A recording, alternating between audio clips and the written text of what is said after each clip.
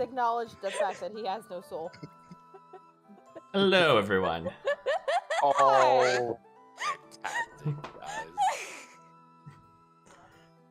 He's not wrong, though. I'd like to set the record straight on that. We have started the stream, so they can now hear you if you're too loud. Hello, everyone, and welcome to Revive Pandemic. I am your host, the Herald, and this is Trial by Fire plus guest. Unfortunately, Hati is still unable to join us at this time, still recovering from an illness, and Miyuki's still finishing up the move, but rest assured, by next time we have a session, we will have them back. Also, regarding that, as you all know, that next week we will not be having session, but due to work-related reasons, I am not going to be able to host session on the 2nd of June. So the next time we will have session after today will be on the 9th. So, other than that, as always, if you guys enjoyed the campaign, please be sure to like and subscribe. And without any further delay, let us go ahead and begin the Revive Pandemic.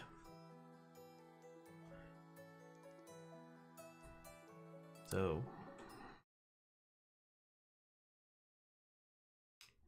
where we last left off with the party, in a sort of split situation, we had Roric still hanging around Talos as they discussed more about the trouble ongoings that are taking place here in Bulk. It was also here that Roric had discovered as well that movements have been put in place by those of the former nobility, those who followed the Master of Beasts. Though, as to what extent, it seems that they're willing to take matters into their own hands, but it isn't certain how long they'll actually wait. While this was happening, Samiel, Zokalis, Violet, Hati, and Nether had all gone to the throne room to see Samiel's father, try to get some answers. It appeared that the remedy that which they had given to his father didn't seem to help. That which was a tadpole of a gate.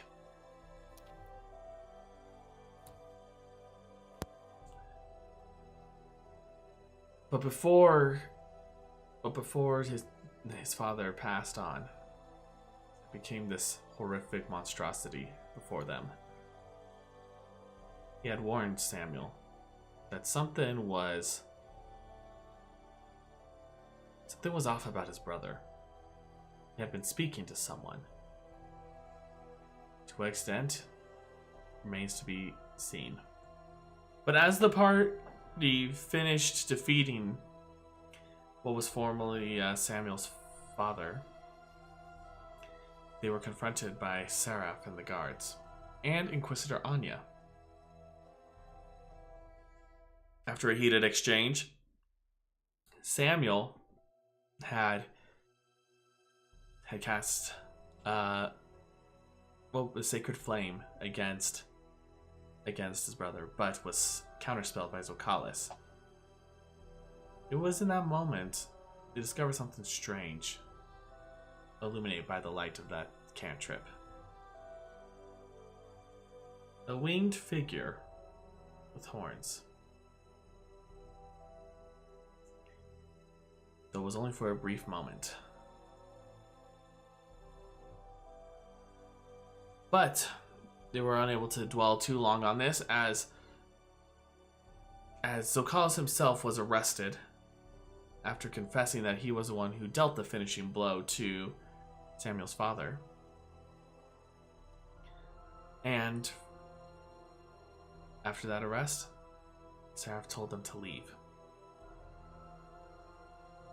And that's where we pick up, as the rest of you are sent off, escorted out of the keep, and you are now outside of the inner walls, leaving you still with the town.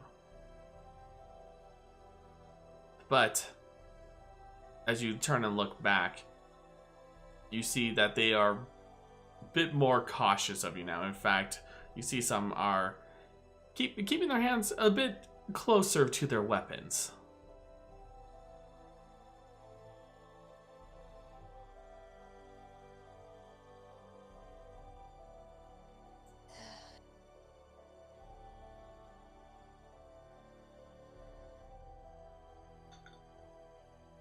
Samiel's gonna. Oh, sorry. Go ahead. Oh, yeah, go ahead. No, go ahead. Hey, it's your first night back. Oh, heroes in one kingdom, traitors in another. How much do you think we're gonna last until we're arrested? Samiel is quiet for a moment, and then finally turns to Nether. And that depends. Depends on how quickly he wants to sentence Zokalis for his crimes. However, knowing that whatever that thing was made itself seen when I cast Liquid Flame, quite sure that it's hard for exorcist friends to ignore that. I was surprised that Anya was so tight-lipped that, and after the evidence I presented to her,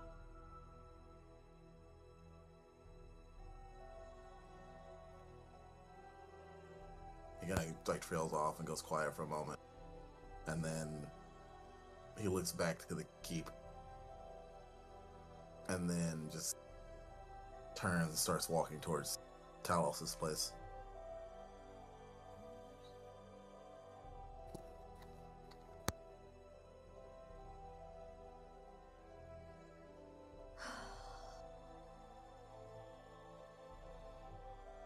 Well, might as well follow. Try and regroup as much of us as possible.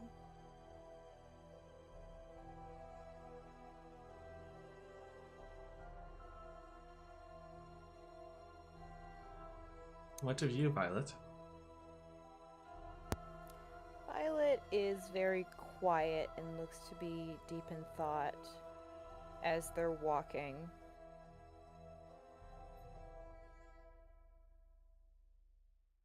Her tail's just swishing slowly back and forth as she's thinking over the little bits and pieces of information they have of what she has seen. It's not enough to full a full picture, but what she has seen so far is concerning.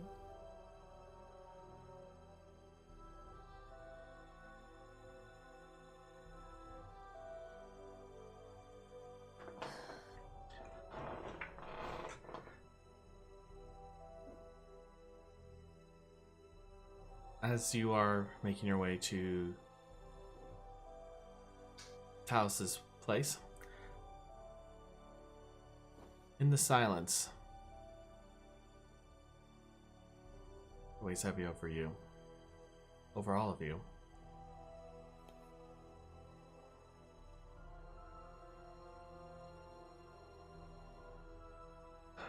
You hear Aeon speak.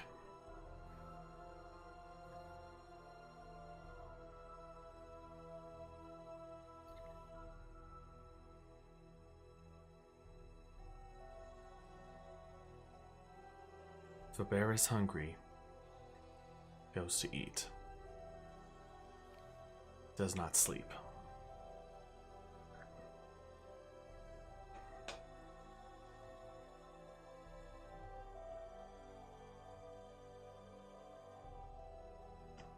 If you want to make if any of you like to make a insight, or actually, but for this, it would be an intelligence check. Feel free. Does Violet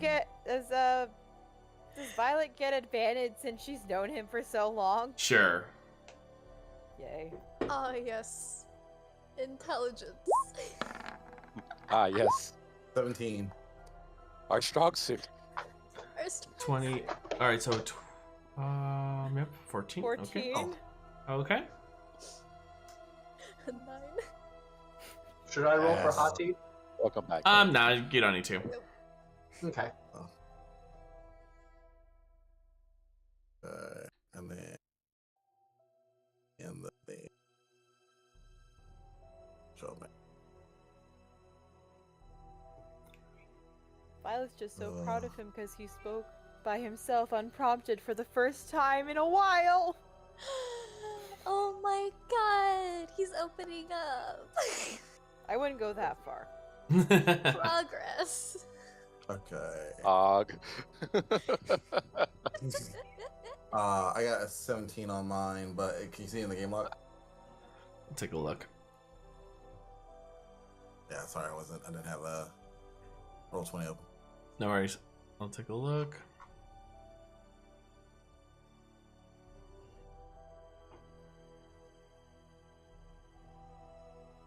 Okay. Yep, alright. So, Violet, you would recognize this as a proverb from those who live in the land of Kurden, in the province up north. You know that for their sort of proverbs that it's very much focused on like the elements of nature that are around them. Samiel, while you're able to tell that, you also can tell that this is one of those proverbs that's more of, you don't just roll over, like if there is a need, you do what needs to be done. You don't just roll over and die, basically.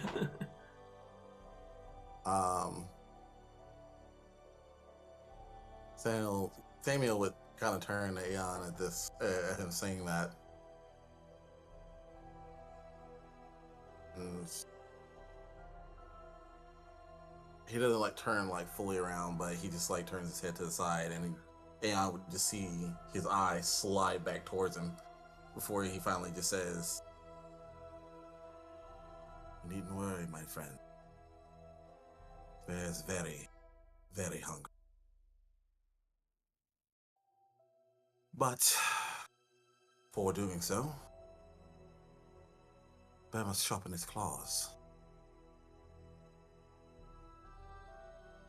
And that he's toward Talos's to collect the tree huggers." Okay. What? What is it? If you don't mind my asking, what exactly was in that letter you gave Anya?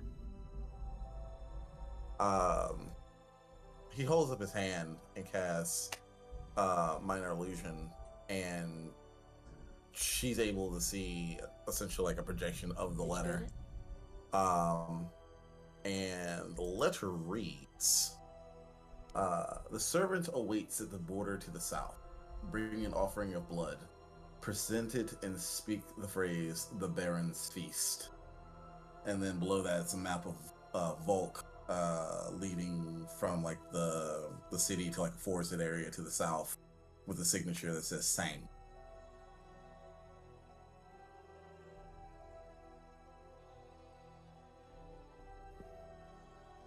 Violet reads over the letter. She actually seems to read it very, very quickly.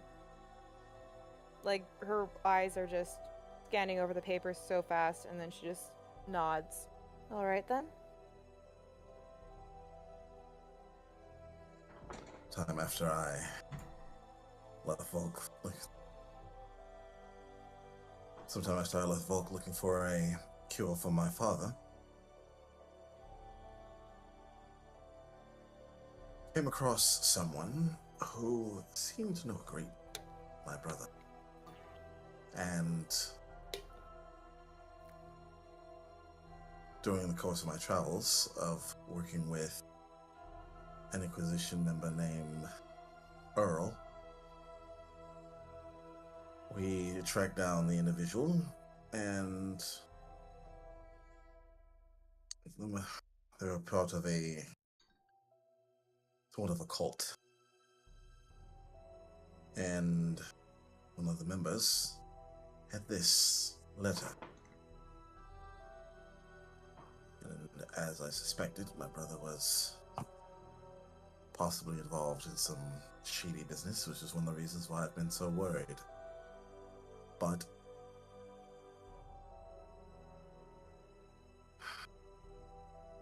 I hadn't believed that he would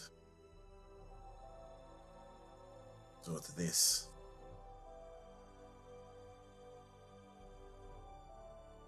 And this was far worse than I could have imagined. Do you think your brother had something to do with this?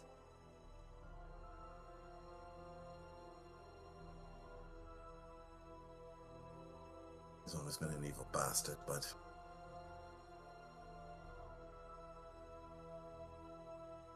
he's still my brother.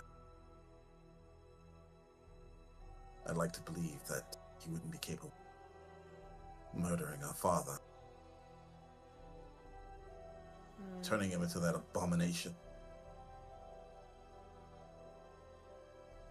Well, remember what we saw in Everon? Well, I don't know about that. I tried looking into his mind earlier. He kept thinking, why did he do this? Why would you do this? If he wanted your father dead, I don't think he'd be that shocked about it. Or have that much guilt in it.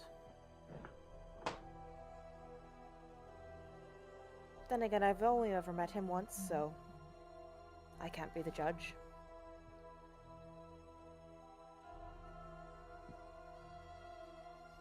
Quick question for the Dungeon Master. Are any Inquisition members around us right now? Give me a perception check. Perception. 17. You look around. You see a few that are seeming to converse among themselves as they're walking by, but they don't seem to be paying you any much mind. She takes a step forward closer to the group. My main concern is the fact that Anya doesn't seem to know what's going on with your brother. That means one of two things. Either she's finally started to lose her touch in her old age, or she's playing the long game, and I don't see why she would.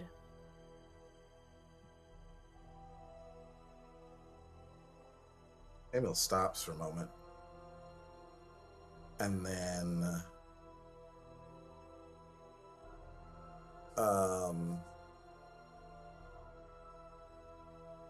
kind of thinks back to some of his past travels. If she might be playing the long game, if she's after more than just executing a potential heretic or cleansing a single demon. What do you mean exactly? When we were in Everon, there was all sorts of things that happened there, including, I believe, what was it, whoever? Who was transformed into the giant worm? Yep. That was not a pretty sight to behold. And during that encounter,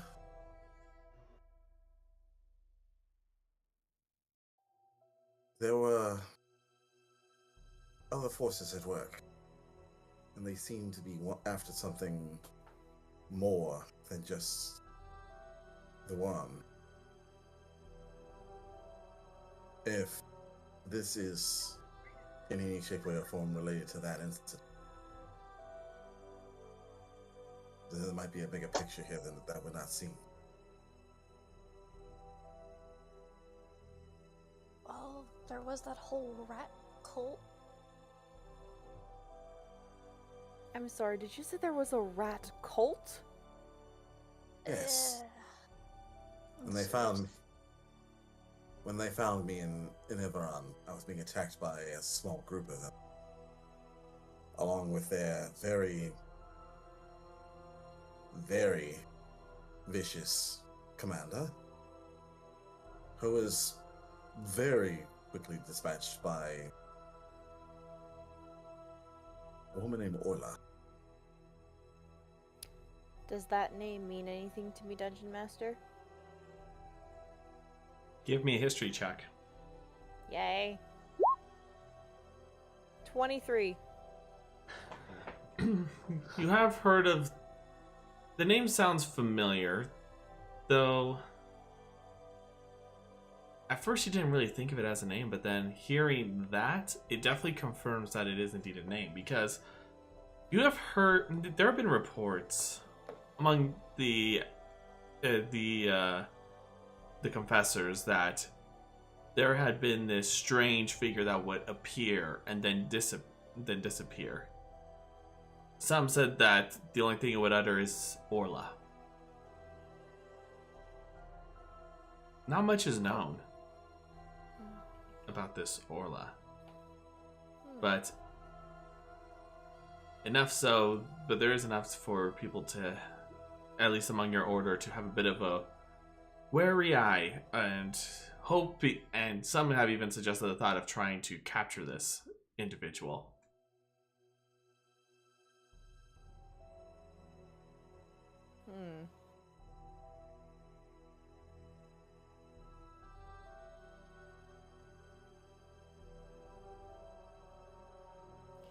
And this whole thing they're suggesting about them waiting for something bigger to happen, does that sound like something Anya would do, or is she more of the type of woman that would nip something in the bud as quickly as possible? You would know that she is all about efficiency. So whether it is dealing with something quickly or by time, as long as she gets the best results possible. So it wouldn't be so much about waiting for something for bigger glory, but making sure it's done as efficiently as possible. Mm-hmm. As much as I loathe to say it, and she actually does look like she's not looking forward about saying it, Anya is very good at her job. She's not a glory hound. If it can be done efficiently, she'll do it even if it means waiting long enough or doing it quickly. If she thinks it'd be easier to wait in the long haul to deal with whatever's happening with your brother, then she would.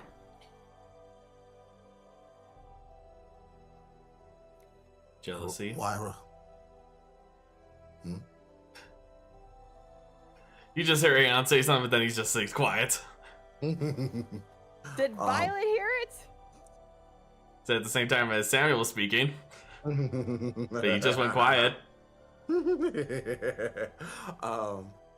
Samuel just kind of mutters, "Swell, why kill a dozen birds one by one with a firebolt? We can roast them all with a fireball." You are thinking about Zokalis.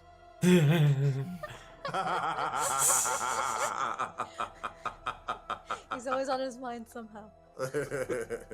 Rent free.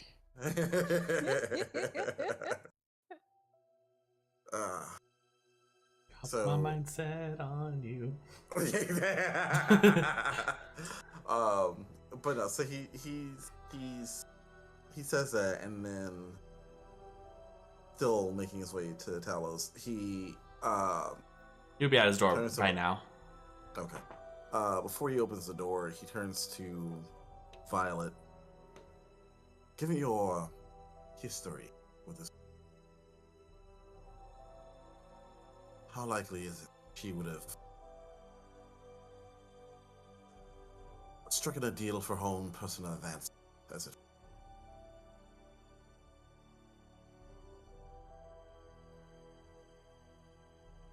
In my dealings with Anya, personal advancements isn't something she's terribly interested in usually.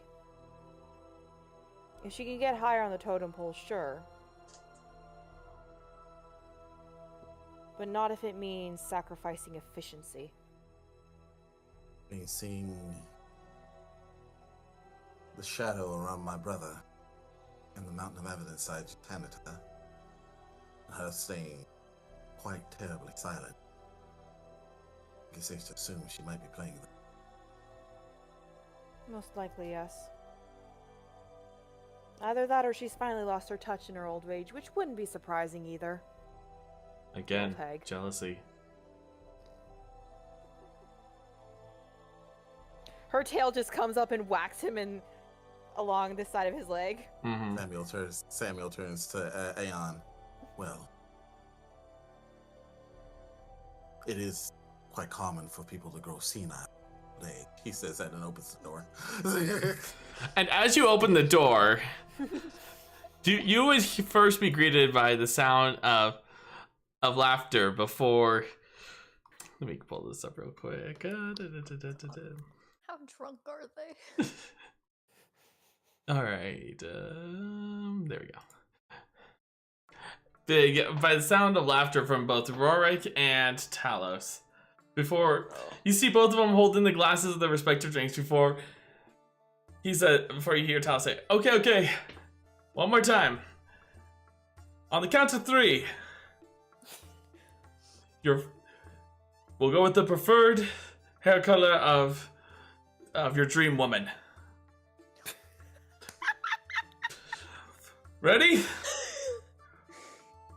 1, 2, 3. Redheads! You did say it! Come on, man! Seriously! Sorry, give me a second. I need to go and look at the picture of Linnell for a moment. Here's a secret. He has one already. She's a fucking dragon. Sorry, give me a second to look it up. As you say this, Nether, he leans over, just looking over at the entrance as he just says, "You know, there is a much politer way of saying that he prefers bigger women." Oh boy. From my experience in this group, I don't think it's figuratively. It's not. Looking at the pinned. Mm-hmm. Samuel, sorry, go ahead. No, go ahead. Samuel just kind of looks at the both of them with this very deadpan expression. Looks to what they're drinking, then looks to Talos, walks over to him and slaps him across the back of the head. As it happened, as you were doing that, he says, "My goodness, Samuel, if I had not known any better, you looked like one of the fishes in the market." He walks over, grabs one of his bottles of wine off the table, and then just like grabs just kind of like snatches it off the table, walks into the kitchen area, grabs a glass, pours himself a drink, and then sits down. Very good reason. Father. You're breaking up. What'd you say? He sits down and looks to Talos. Well, that's a very good reason. My father is dead.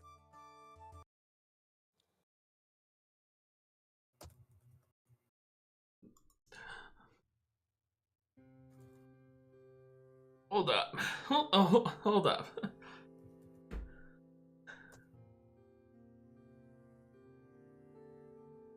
Oh, I know we used to joke around saying all my friends are dead and all, but this is no time. There's nothing to jest about here. He's like goes quiet and like gives Telos like the sternest look, like I'm not fucking joking. You see that the jovial nature just slowly fades.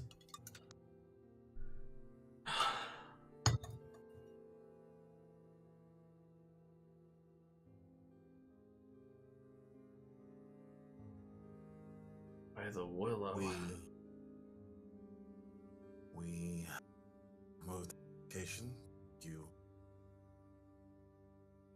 and we administered your father was lucid for several months. Then he began to transform into a monster creature. Ellis and Zokalis and the rest of us went down.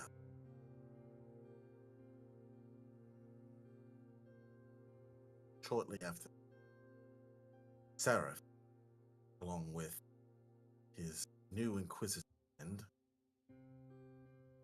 decided to waltz in, arrest Zokalis, and banish us from the keep.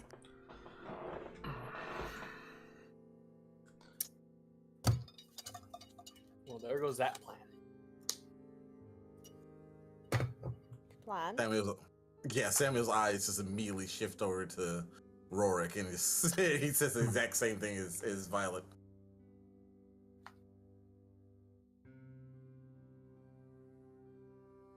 I, in your absence, may or may not have done some reconnaissance and shook hands with a few people who are none too pleased with your brother.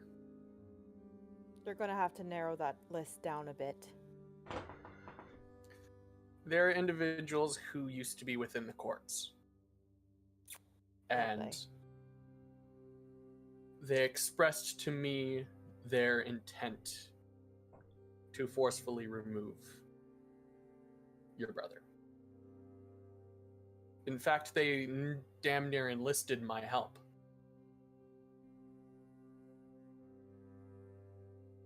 One of them older and wearing an eye patch, by chance. I believe I remember them. Yeah, I remember that one of them wearing something similar to that.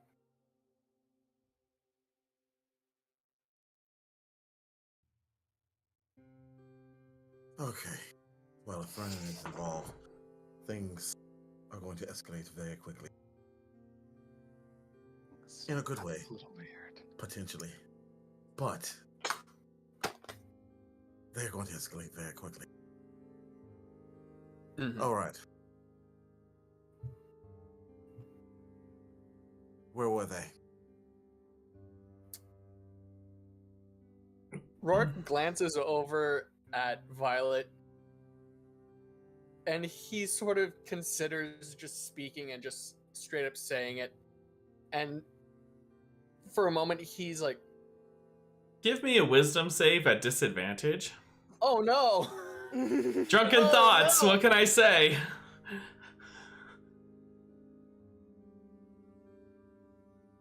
There's one. And here's the other.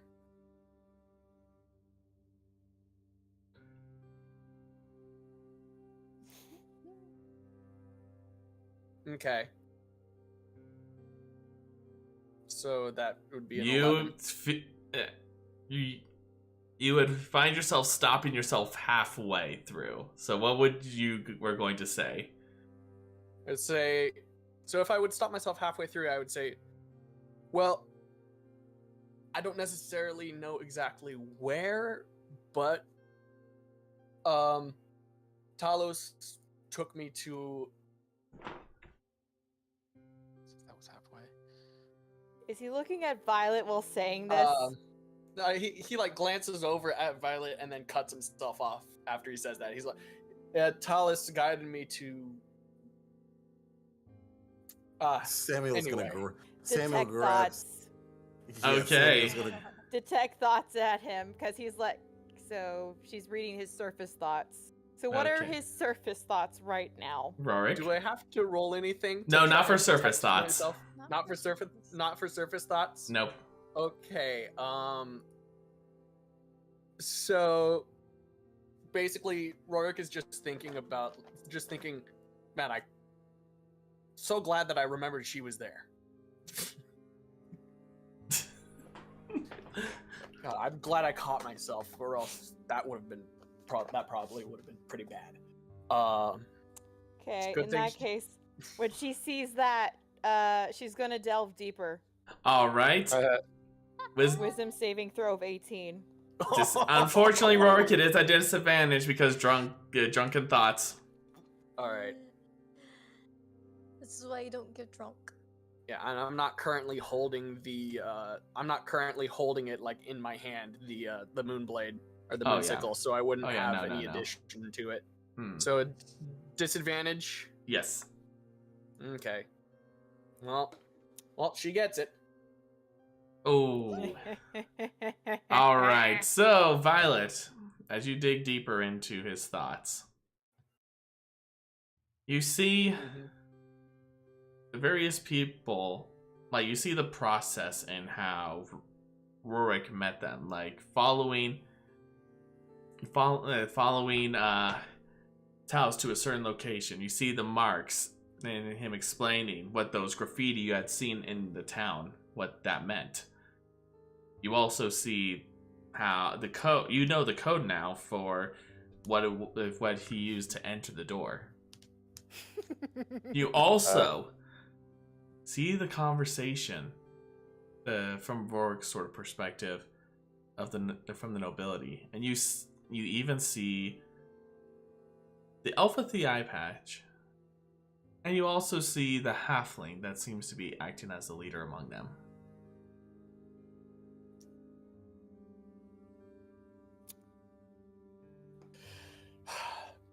Anyway, they seem very they have very strong convictions about their idea of how to deal with your brother. Though my if I'm gathering correctly from what I heard Talos let slip, it would be best that you not meet with them. In his opinion, at least.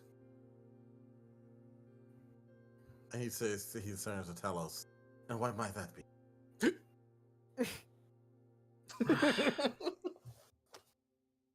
He then looks over.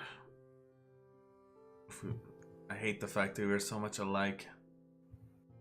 Both of us have charm, but yet big mouths. Is he saying that about Roric? Yes. He's looking at you as he says this.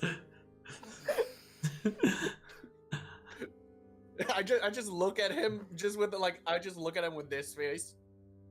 And I just go.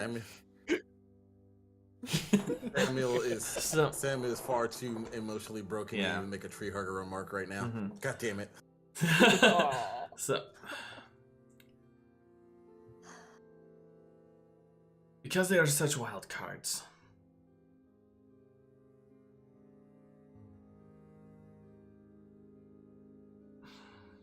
he's been so detached from the court as well as from you and your family. It's hard to see what their thoughts are or their motives. Yes, this is true. However, considering the fact that my brother placed a great strain on the people of the city by taxing the living shit out of it, and when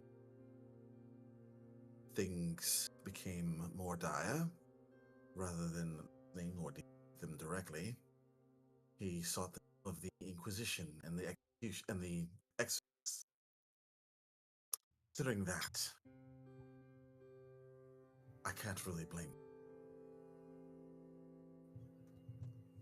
Given the fact that we've learned some information about I Might be best if we go talk. A wildfire might be guided if proper precaution. If we inform them that he may not be in his right mind, we might be able to guide them, use them to help us fairly expose them. I've lost one family member today. I'm not ready to lose it. They want him. They want him dead. It took a lot of convincing just to stave them off to allow a meeting with the group tomorrow. Convinced them that he has been either possessed or influenced. We may be able to. I'd rather see my brother in chains and in prison than in a grave. Especially he may not be in his. We might want to find some definitive proof of that. If these people are willing for assassination, well, they might not be the easiest people to actually convince. Convince of what? Sorry. How drunk are you? You as you look around, Violet, you see that there are about a half a dozen empty bottles. Jesus Christ. You're gonna have a liver by the end of this. Oh, Violet just holds up her hand. How many fingers am I holding up?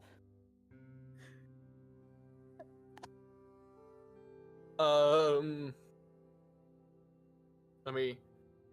I'll do this. I'll do this. There we go. 5? Hey, Aeon just states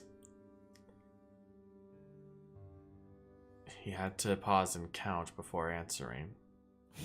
Nether's gonna use prestidigitation to make it look like the amount of fingers that she's holding up is just multiplying and multiplying and multiplying. He did my handsome gentleman. It appears Samiel walks over to. Oh, sorry, go ahead. She just leans over to him and says very soft and thinks very softly to him. That explains why it was so easy to look deeper in his mind.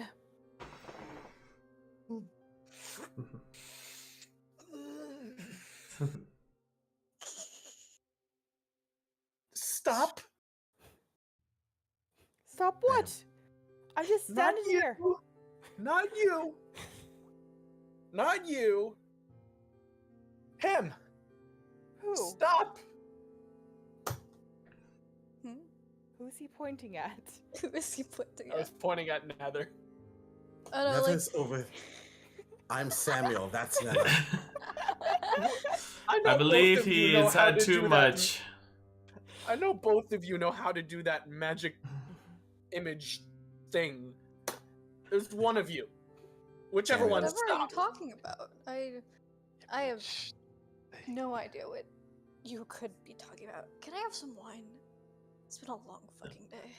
Samiel just hands Nether the bottle that he was holding. I point directly at where I think Nether is. You end up pointing at Aeon. Though to be fair, in your current state, it's kind of understandable seeing how well built he is. Just like Nether's quite well built as well. I at least figured out it was Nether. I just can't see where he is properly. So That's Aeon. She takes his hand and she makes it so he's actually pointing at Nether. There. Stop! I said stop. Stop making Wine yourself is good. appear other places. Okay, I don't know actually. I don't know how to do that. That might be a fun trick to learn at some point. So Samiel just shakes his head, turns to Talos. Where are they?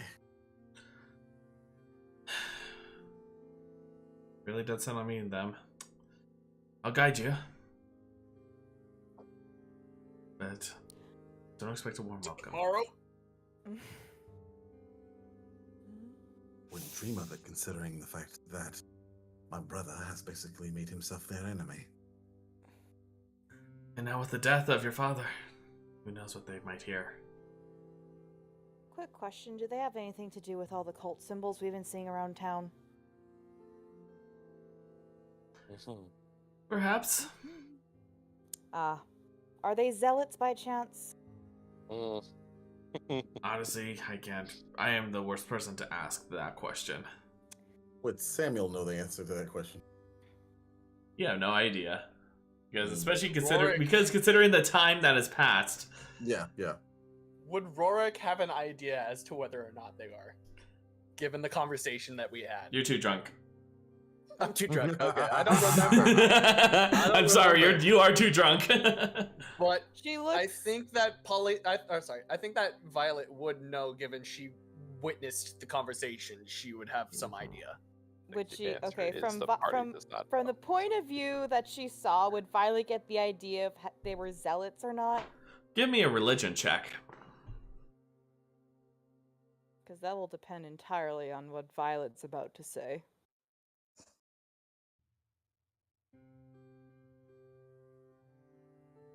Religion. Where's my religion stat? There's my religion stat. So, with the 26. those who follow the Master of Beasts, you already know that they not exactly are well liked among people who follow other deities. In fact, you know that they've basically made themselves essentially the enemy of everyone in a sense. And that's also due to the fact that some people say that it's because of their ties, because of the Master of Beasts, and how, just like how the nature of such is similar to that of an animal, in that it finds those that are not like those who are outside the family pack might deem them as hostile. They might be territorial. It all really depends. And so, but by the standards within your order and what you know, the more zealot ones are the ones that happen to be the ones located in Haverock.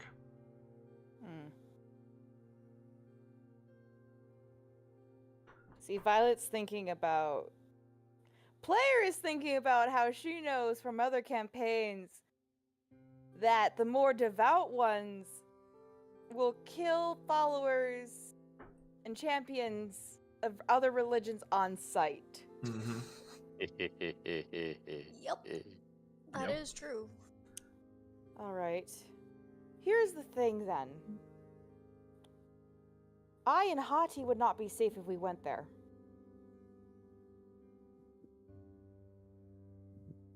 Why not?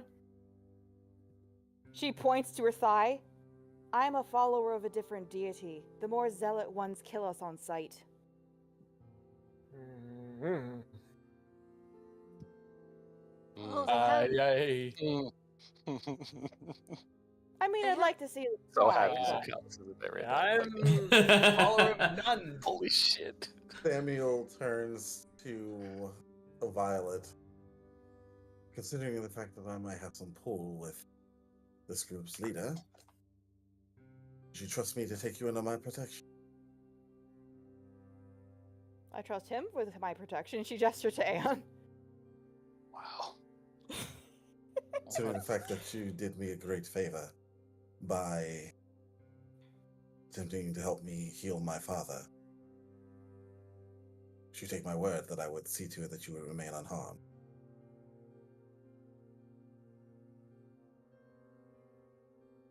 Violet's gonna roll an insight check to see how much he means that. Sure. And while you're doing that, you would just hear from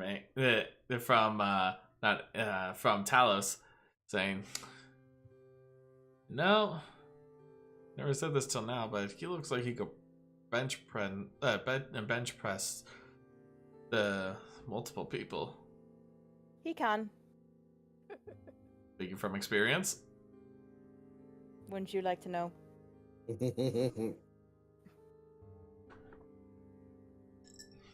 Load. Load. There we go. Insight. 21. In the short time that you've met him, this is the least amount of bullshit that's ever come out of his mouth. Saying a lot. Exactly why I laugh. Violet looks at him and looks him up and down. All right.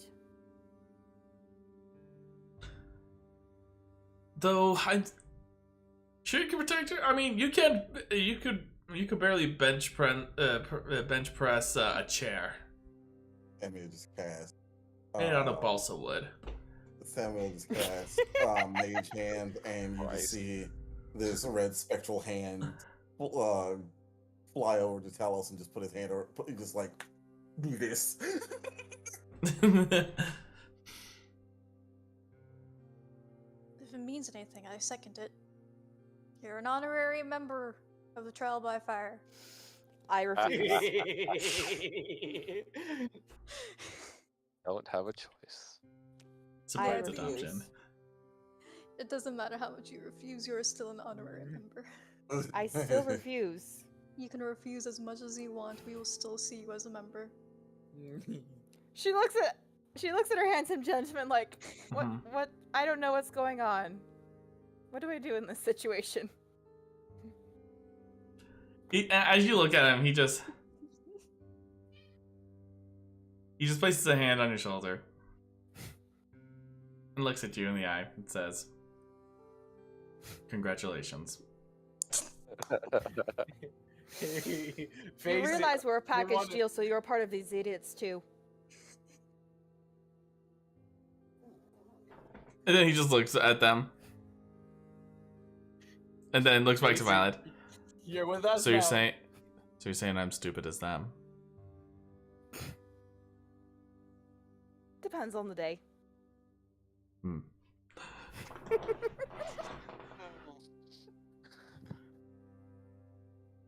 So Samuel pours a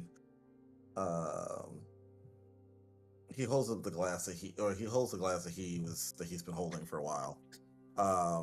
And then pours another one for Violet, and then one for Aeon. Welcome to the group. Which wine is this exactly? Because you said there was a few special ones, and I don't want it to be the one you thought it was. This is just a normal. Are you sure? Wait, no, I'm positive. He turns to Talos. This is my wine after all. I'm sorry, but it tastes better when it's stolen. I've been drinking. Would I know what wine this is? I did roll at disadvantage. I'll tell you this. All you know right now is that these are some good wines. You never had these before, as far as you can tell. Maybe not. Who knows? Roric sort of stands up and he goes, "Wait, so you made these?" And he sort of stumbles and then falls back to the couch. Oh dear. Is So this how you guys view me when I'm drunk? Probably. So at this point, we're going to go ahead and move over to Zokalis. Zokalis. Hi. Hello.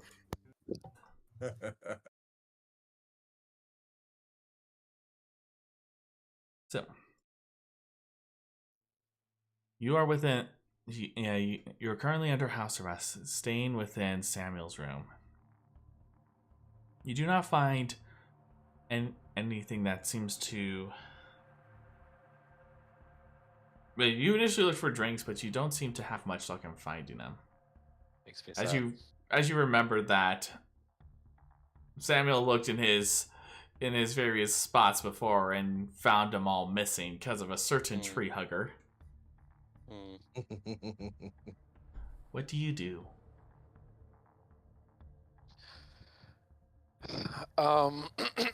So he okay. We're in Samuel's big ass, gaudy ass room. Yes. Obviously I'm assuming the doors are closed. Can I tell if there's like guards and all that jazz watching, or is this a very loose house arrest? You don't see how you don't see any guards inside the room, though there were some as you were entering that stayed on the outside.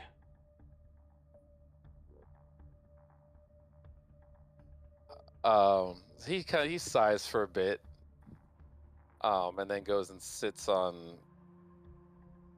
He's gonna sit on Samuel's bed, and he is going to do some light reading because he has some time on his hands. Okay. He's gonna grab his book that. Which one? Because you have two. The one that he wrote himself. Okay. Ooh, wait, yeah, the one that he wrote himself. Yeah. What other books does he have? Hold on. You have the Memoirs of the Violet Brigade. That's the one that Samuel bought you. Mm-hmm. Yes. Yep. Well, Samuel bought it, so he probably threw that shit away. No, I'm joking. He still has it. So thinking back on everything that he's kind of been through over the past couple days between the lunar, like the Wraith conversation that he had, and now with all of this jazz, he's going to start looking through it. He knows that a lot of it has to do with the Gith, but he's going to start looking to see if he wrote himself any information about either the Master of Beast or the symbol that he's seeing around the city here. Okay, give me an investigation check.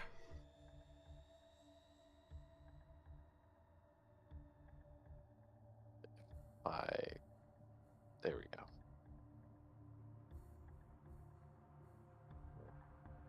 Sometime this century would be amazing. Still waiting for the roll to appear on my end. It's hold on a second. We're having some technical difficulties. No worries.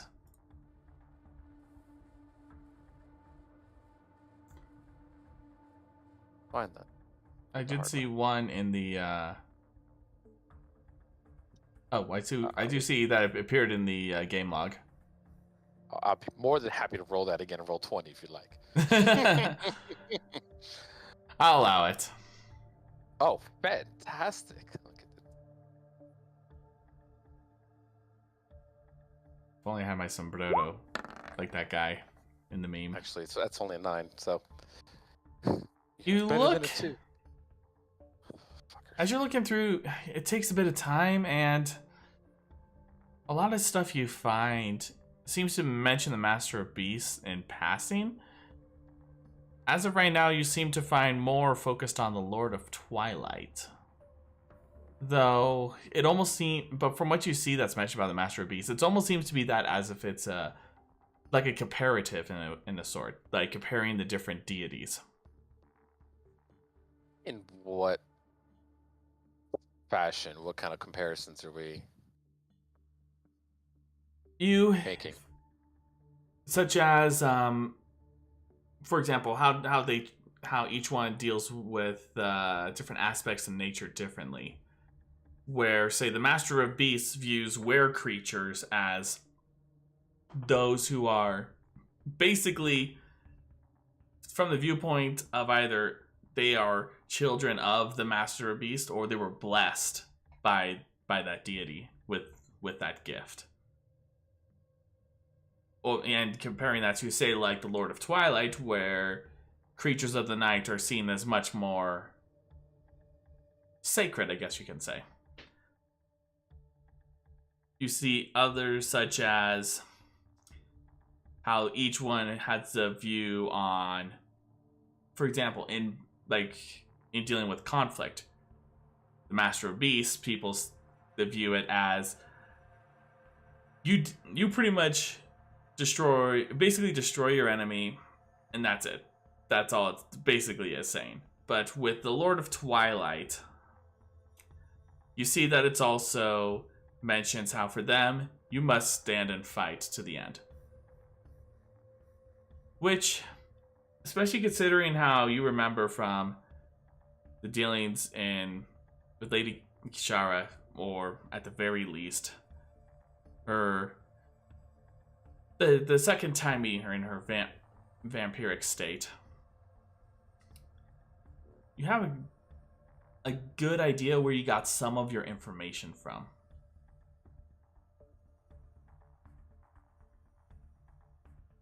Whether or not it was about...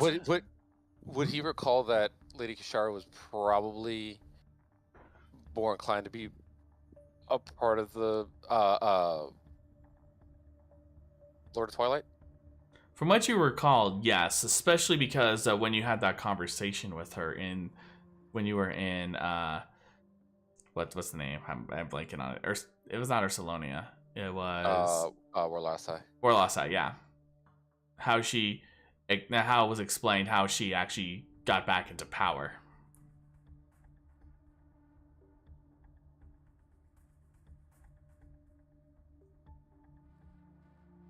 Did he happen to write or draw any kind of ideology or not idea or iconography? Iconography, there we go. Or anything in this book that he has access to? You do see that when it's doing the comparatives, you actually, while you don't see like a picture of a deity, you do see what appears to be various symbols. For example, Lord of Twilight, you actually do see that of the crescent moon. You see for the Master of Beasts what appears to be that of almost appearing like as if it's like a jaw, like, you know how when you see like depictions of like shark teeth and all that, they have just the jaw and then all the rows of teeth. Mm-hmm. You see something similar to that, but it seems to be more like seeming to be like a predator, like a tiger or a lion with the teeth, but in the center you see an eye that's with a slitted pupil. Okay, and that is not, just confirming, that is not the same symbol that we're seeing on the walls. It is not, no. Okay, cool. Okay. So what you do know is that, and this is also in the comparatives, is that the iconography for Lord of Twilight, it's more based on like stages of the phases of the moon, while the Master of Beasts, it's more seeming to be, the symbolism is like the iconography is of various things that seem to be related to animals. Gotcha. Okay. Huh. Well,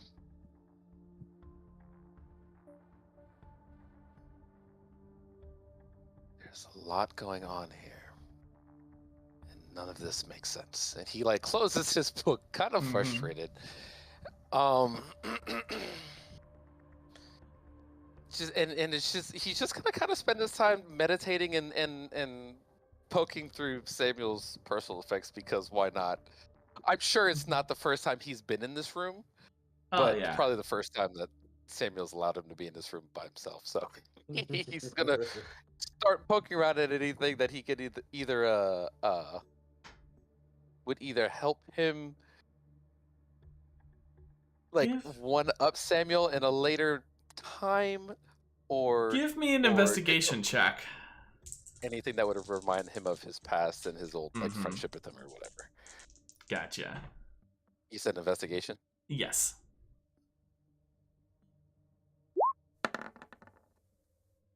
At 10, we're having one of those nights tonight. Okay.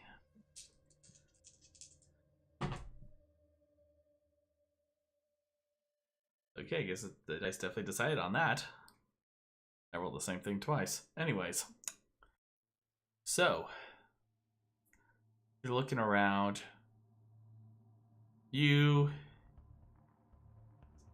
go back, and you even look in, you go back to the various spots that in his room, just including even the secret compartments where he kept his booze. But as you are going back there, and as you're just looking around, and then you put your hand down on the desk. Which you see, like, because where it is, like, it's almost like a hole in the wall, sort of, like, almost like a cabinet. But as you close it and you put your hand down on the corner, you feel it shift slightly. Oh. What do we have here? And he's going to try to maneuver it to see if he can open it. You carefully maneuver. You see that on the corner, it appears to be almost like it's pressed in slightly.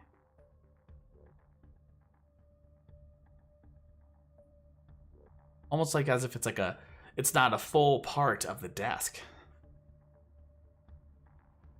Let's cast his attention a little bit more. He's gonna try to.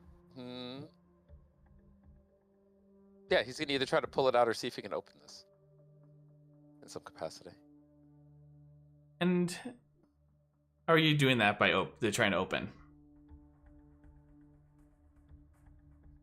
So it's a part of the desk that. Yeah. So imagine like the legs, and on the corner there, you put your hand down and you accidentally pushed in. So it looks like as if one, like while the rest of the legs are standing upright, it seems this one kind of sunk in a little bit.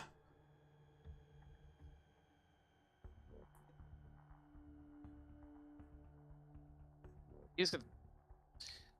Do any of the other legs do this? You gonna try it with the other leg? Yeah.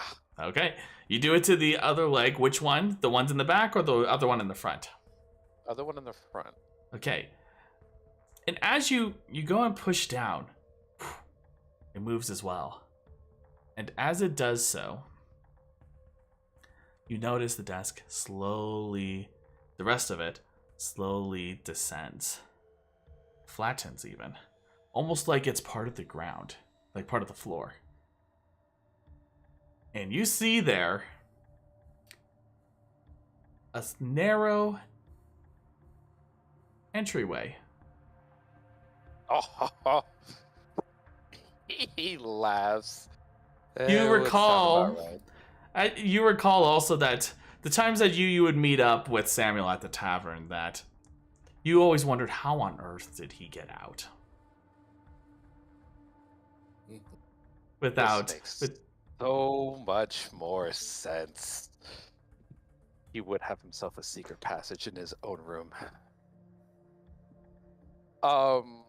He's going to hold himself up a mote of like fire in his hand for some light, and yeah, he's going in. We're just gonna see what this is about, apparently. Okay. As you go into this narrow hall entryway, it curves a little. There's not really much in the way of light. But thankfully, because of your mote of flame, you do have that light source. As you go through, finding it snaking its way, partly descending. And then you find yourself stopping for a moment as you see there are two different directions to go from here. One to the left, one to the right. Which one do you go?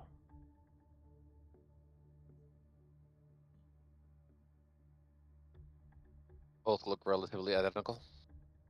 Pretty much. He's gonna take the one to the left. Okay. As you are going to the one on the left,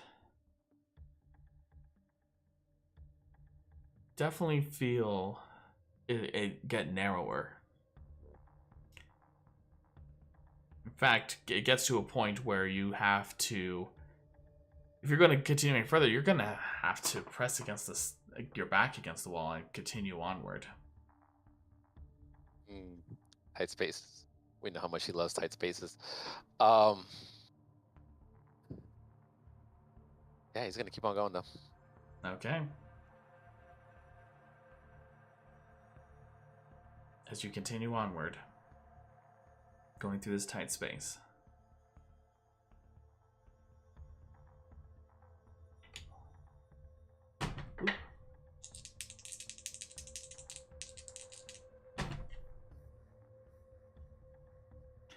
continues onward. Enough so that it feels almost quite claustrophobic as you, like, it's about 3 inches, like, before it would get uncomfortably close to you for going through. Goodness, did he bring? Was he transporting halflings in his room? What is happening here? You don't know his taste. That's what he's that's what he's thinking to himself as he continues on in this tight space. And as you continue, you finally get to a point where you're no longer finding yourself having to squeeze through a tight space, but instead now you see before you 2 different directions. One straight ahead and one to the right.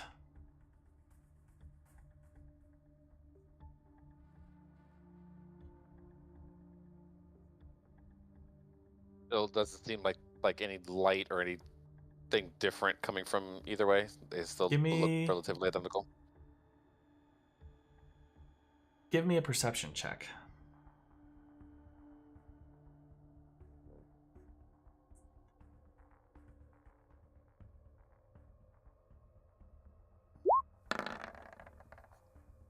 Jesus, 10. You do feel something different. You do catch a speck of light to the right. But straight ahead, you notice the faintest of breezes.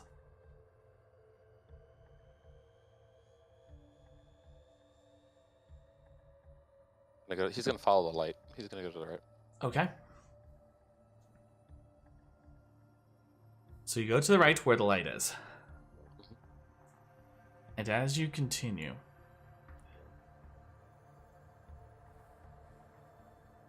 you begin to hear some activity.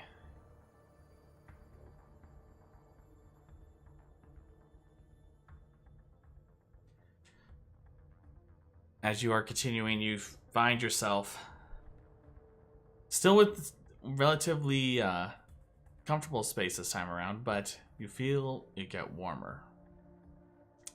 Not in the sense of like it's uncomfortable, but in the sense that it feels like somewhat closer to that of a fire in a furnace or a fireplace. And as you are continuing through the space, you start to see in between the spaces of the stone little flickers of light.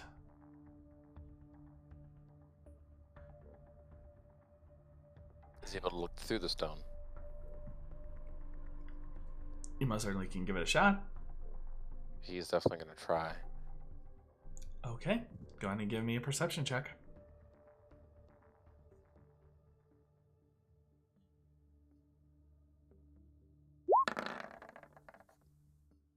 There we 20. go. There you go.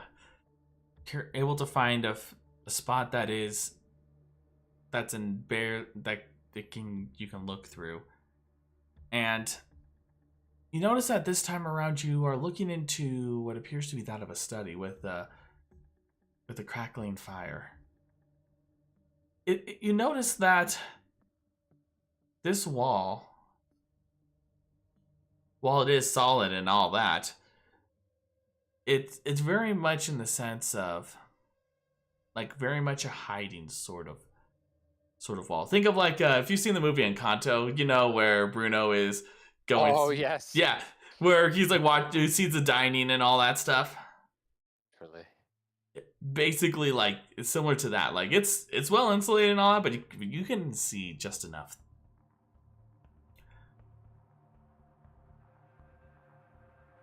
And you find someone in there.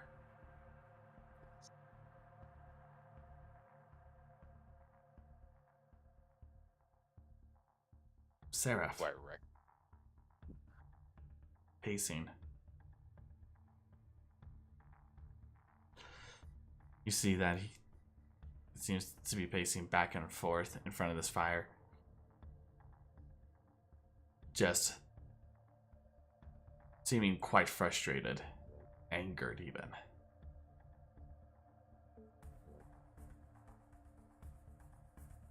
It's him? From what you can tell at the moment. And you said that he's around fire, yes? Like, he's pacing back and forth in front of the fireplace.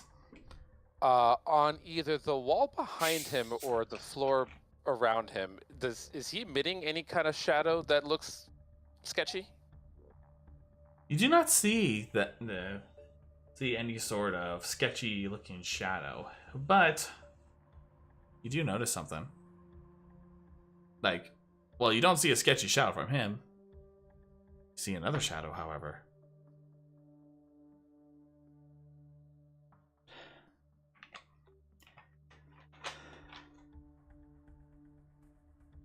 And it quite resembles that of the winged figure.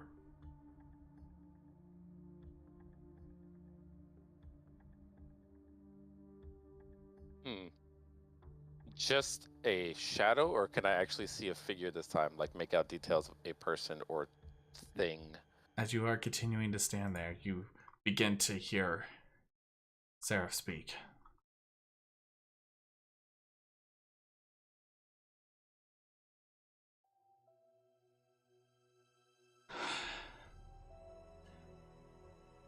Pacing back and forth, running his hand through his hair. Just hear him say, "This was not how it was meant to be. You told me nothing would happen to him. You told me nothing would happen to my father. In all due respect, I did say that I wouldn't do anything to him. And I didn't. Bitch. The blame lies solely with Samiel and his companions.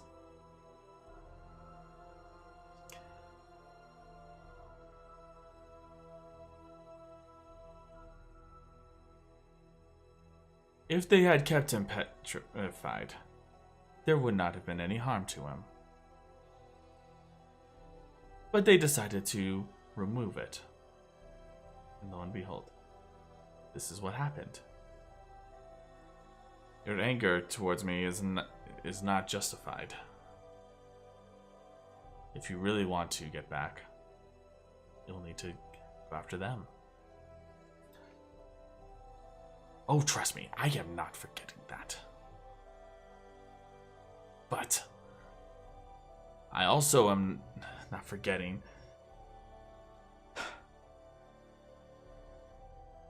that for the sake of Volk, you would help me attain that power. Attain the power that was needed, and that my family would not be harmed in it. Yes, that is true, but that was before your brother made that pact with the Bloody Baron.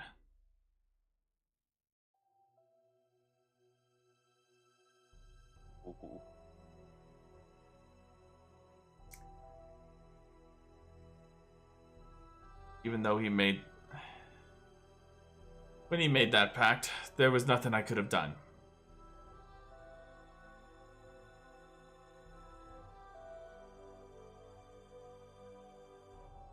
Oh, so you say. You, who once served the Bloody Baron.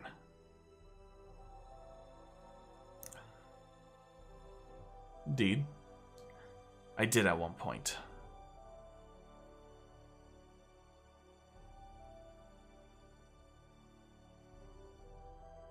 But don't act like you know anything about the Nine Hells.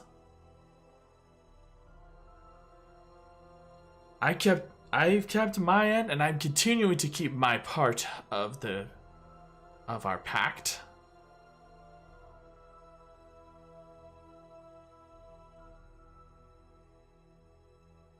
But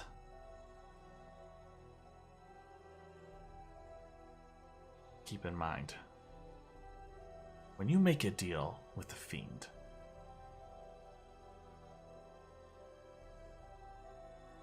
you're not only in conflict with the gods, you're in conflict with everyone.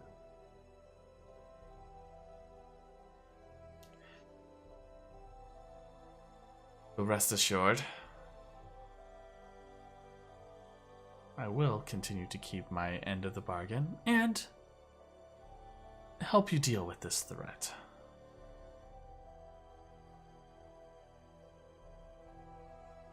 After all, I know how dangerous they can be. And as you hear the voice say this, you see the person step forward. You see before you speak about a respectful distance between him, the seraph, and this figure. You see stepping forward, familiar person, a familiar Cambion. Oh no!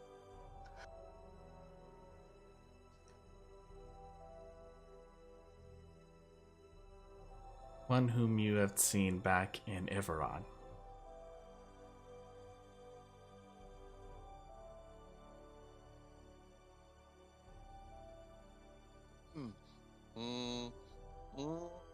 So it's currently the Cambion, Seraph, and this other entity, correct? In this room that I'm seeing? Seraph and the Cambion. It's Seraph and the Cambion, okay. Yes. Okay. Oh, I got a bone to pick with that motherfucker. But as he says this, he says, you hear him say, but rest assured,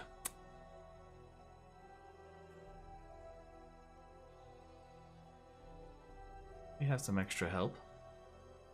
And who would that might be? You might say, I picked up someone along the way.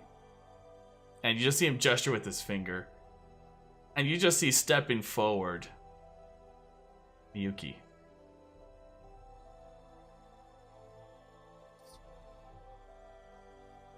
Excuse me?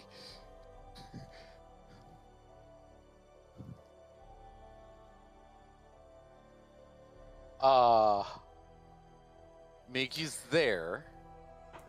Does Miyuki seem like she's being forced to be there or mind control? Give me an insight check. And does the robe of eyes allow true sight? Yes, it does. Okay, I'll keep that in mind as you roll your insight check.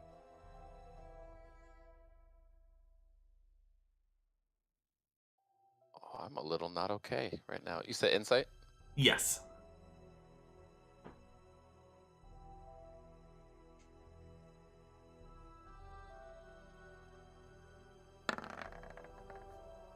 Well, you do see that her demeanor seems a bit rigid.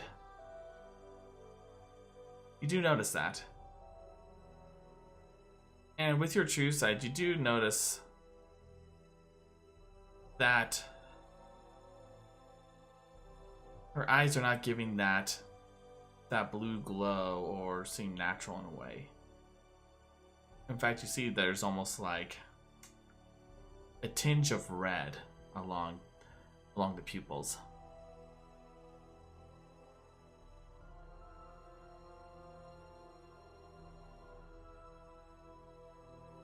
And how would this help? Oh, quite easily. If there's one thing I've learned, is they oh so love to fight their friends. You bitch.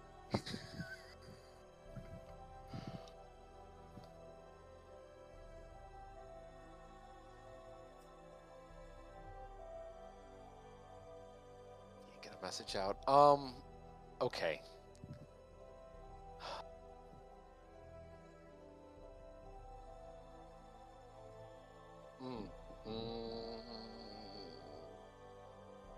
There's no doorways that I see to this room, correct? I'm just peeking through a crack in the wall? You are peeking through a crack in the wall.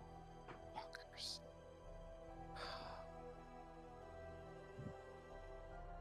Okay.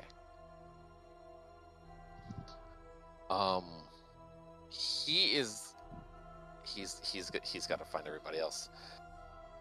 He's going to start backing away and backtrack to the other exit, or the other tunnel that he passed. All right, so you backtrack and you go the other way. As you go this other direction, you find the cool breeze of the night. As you continue to a point where you find yourself hitting what almost appears to be that of a dead end. But you see that what appears to be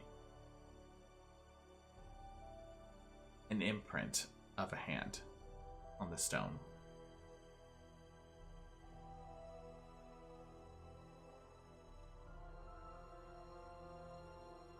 Randomly puts his hand on said imprint. Okay.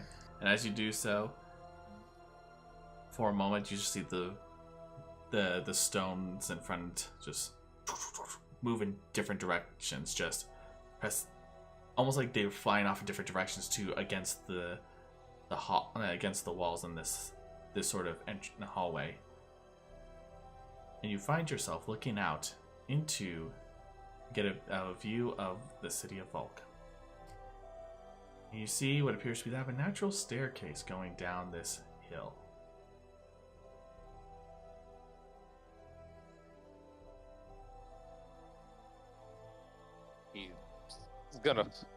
He's gonna follow it out. It is nighttime. You did say that. Indeed, yes.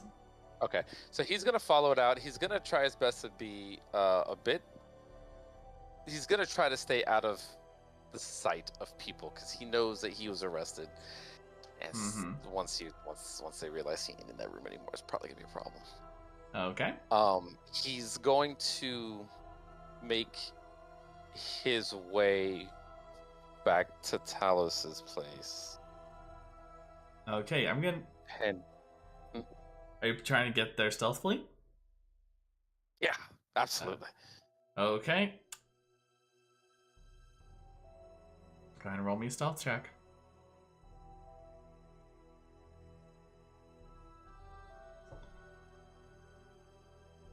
He's not. I mean, 15. Okay.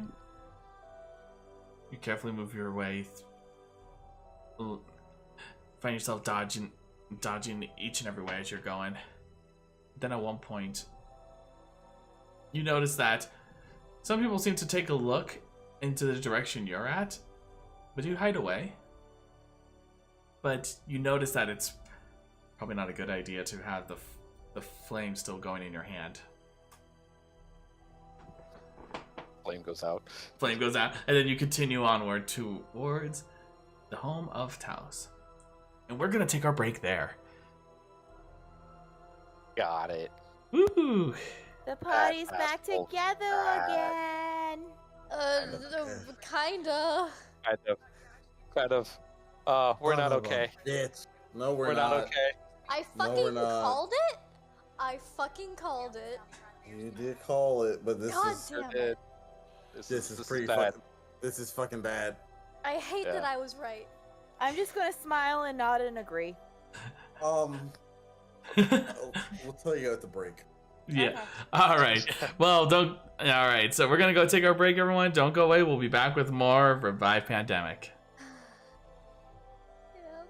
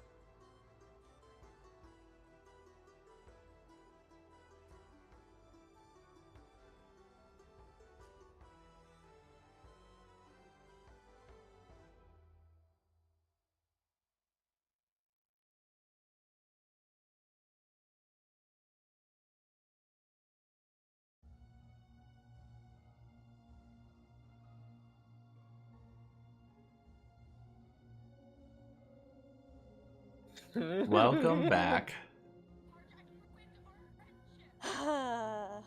Love you guys. Yep. We'll be fine. Totally. So,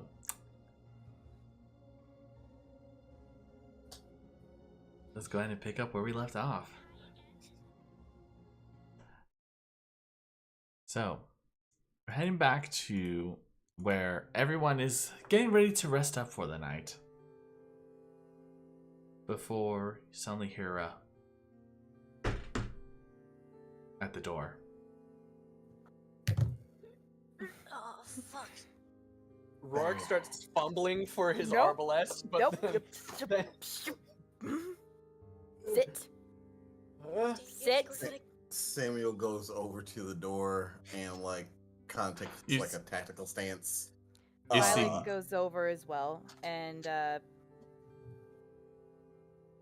yes. Zokalis, you made it to this point at the door, and you hear the voice of Violet. I was wondering if the Inquisition required room service. Violet's gonna open the door slightly. You would You see son of a things. bitch! You're not supposed to be here. She suddenly grabs him and yanks him in the room. And as you do that, Zokalis, you see everyone like at the ready, and you notice like as soon as you enter, as you pull in, you see suddenly the figure of Aeon just with his greatsword at the ready to bring it down.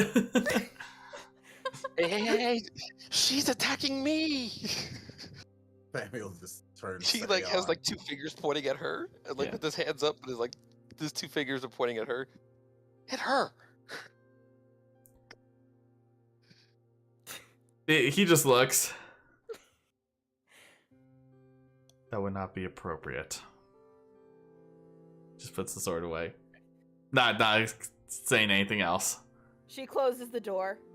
Still has a hand on like the collar of his shirt. What are you doing here? Were you followed?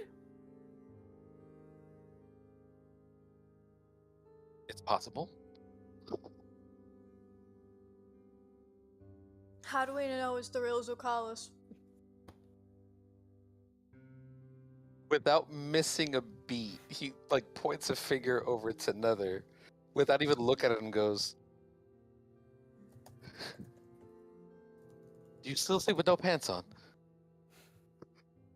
Okay, it's the real Zokalis. Like he's looking, he's making like direct eye contact with Violet, but pointing to Nether and says that. I mean, in fairness, I found that out and I've only known him for less than a week. How did you find He told me. She says, pointing at Roric. Roric? Are you telling people I'm a streaker again?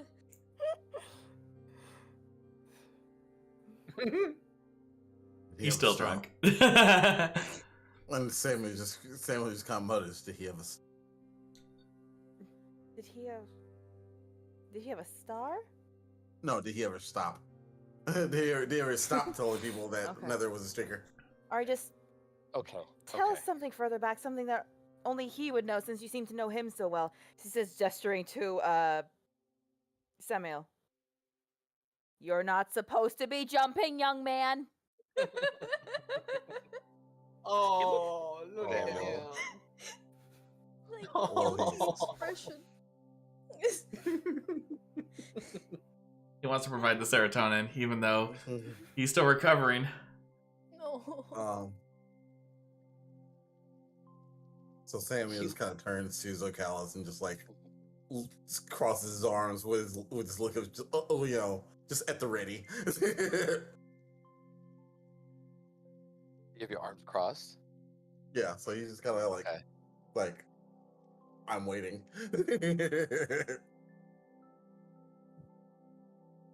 We can either play this game of "Is this the real Zokalis?"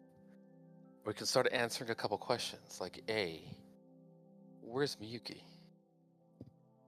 I don't know who Miyuki is, You and I'd rather find out if you're the real Zokalis is. Wait, hold on. Canonically, wasn't Miyu with us for Violet? Yes, she was. Yes. She went up with us on the route. Mm-hmm. Does this look like Zokalis, or does it look like there are many Zokalises? Because I've seen that before when sober. It's many Zokalises. Oh. It would all be the same. I have one. You hear the Talos as he's getting out of his drunken state.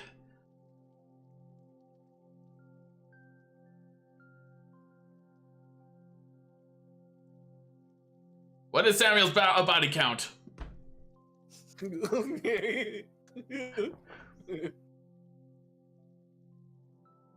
don't have enough fingers and toes in this group to tally that. I thought it'd be 0. Exactly. Samuel's body count? Wait, are we talking about... I don't have time for this. It's a real Zokalis. You hear Talos just say.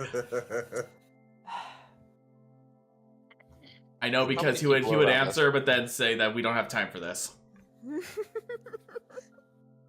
That is true. That is a very Who's around us? Who's around us, Liam? This is like everybody out here. Everybody, yeah. Everybody except Miyuki. I understand, but like, is it just the party, or are we like the others? It's the party, Talos, and Aeon.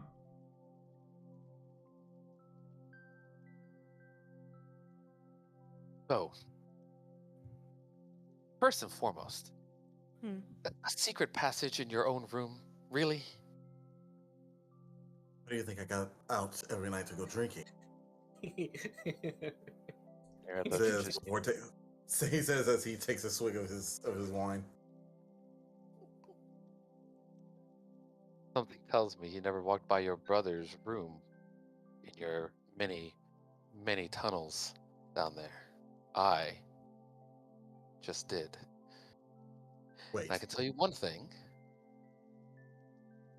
We're about to find ourselves with a familiar face. Because that shadow that you just saw, we dealt with them in Everon. There for that fight. Oh wait, no, he was. I take that back. Were you in the cathedral?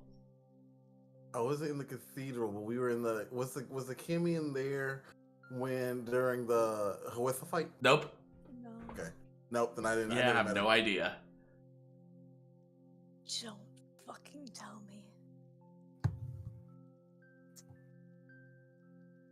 I swear You're to God.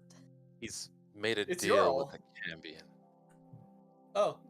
Why do the circles like to fuck with us so? Squares make a circle. Samuel's looking back and forth between Zokalis and Nether. Okay, wait.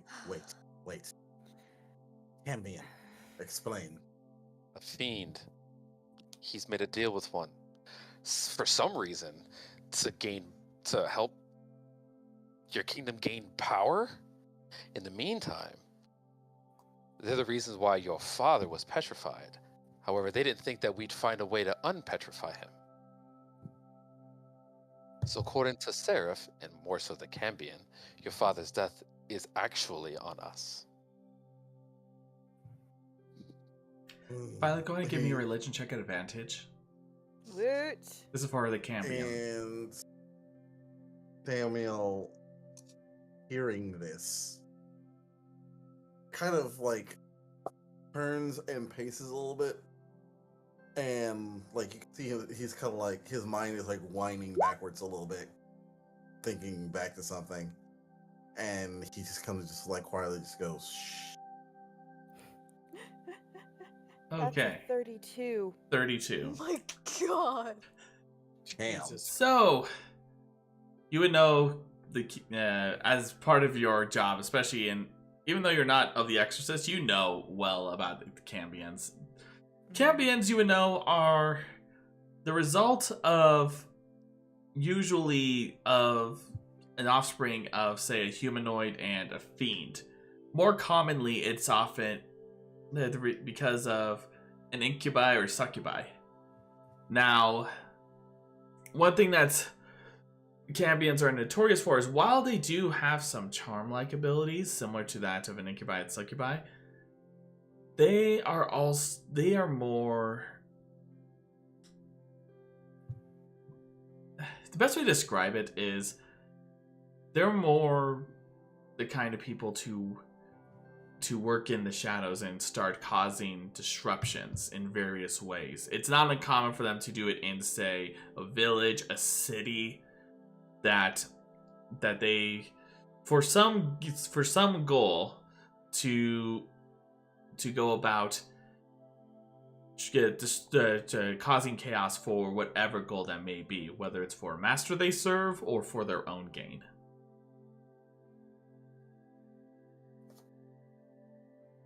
Fucking course it's a Cambion. That's why it was a mixture of illusionary and transmutation! That'll do it. Aye. Harold, can you... Sorry. Harold, can you check DM when you can? Mm-hmm. Thank you. And Samuel's just going to finally just kind of like mutter. Seem that this might possibly be my fault. I wasn't aware you brought a Cambion to your own nation. I didn't, but... Then it's not your fault. Yes, but I sought my brother from... Because of my dealings with the Inquisition previous, I prevented my brother from making arrangements with the cultists. Therefore, he went for more drastic measures. Hey, now. You had no idea that your brother would do something like this. Well, I would love to sit here and play the Let's Blame Samiel game because there are so many things I can blame you for right now. And Samiel would recognize that. He would need an insight check to realize that that's something that would cut a bit deeper than just a typical banter. Mm. We don't have a lot of time. He has Miyu under his control, much like he had Gisela.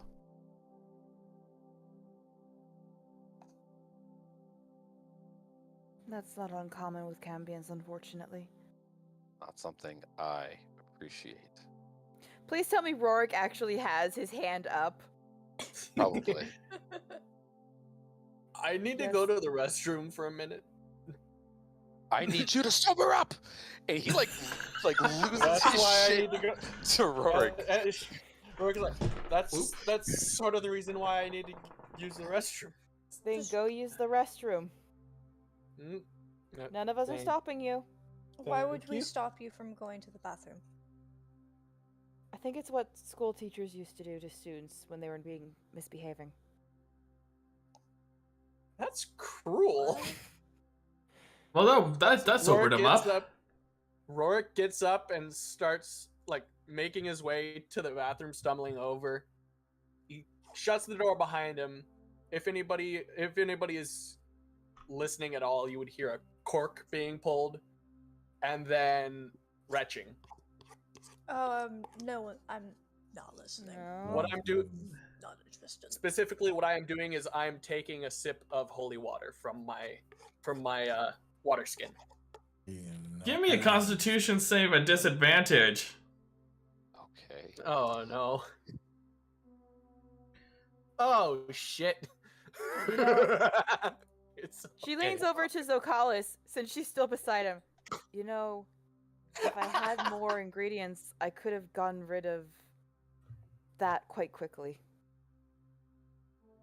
So, The drunkenness or the never mind.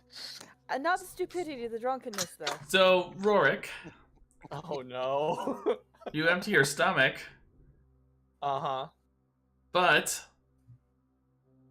you also see that there's some black ichor among it, and you take Mm-hmm.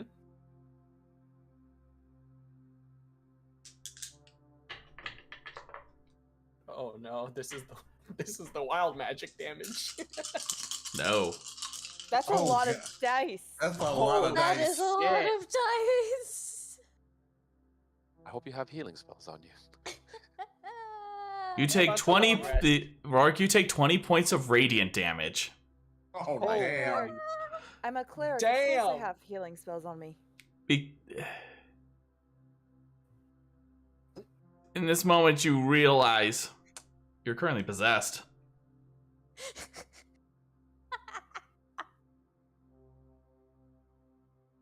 You just What? drank holy water. You drink holy water, and you're possessed. I intentionally did that. Yeah, I understand. I knew it was holy water. I knew that was it was gonna result in a vomiting. I was trying to get rid of the alcohol in my system. Yep. To lessen the hangover possibly or possibly prevent. Oh, it definitely got rid of your drunkenness, but it also kind of scared you out of possibly feeling the hangover. I was like, People at home, please do not make yourself throw up. Unless Yes, do not do that. The PSA, Don't do not do that. bad thing. It's bad. Anyways. So Roric comes out and he's looking a little paler than normal, but he's looking a little sharper, not as he's looking more lucid, I guess. Question for the DM. Yes. Actually, realizing this from when she searched in his mind, did she hear any other voices? God. You didn't at the time.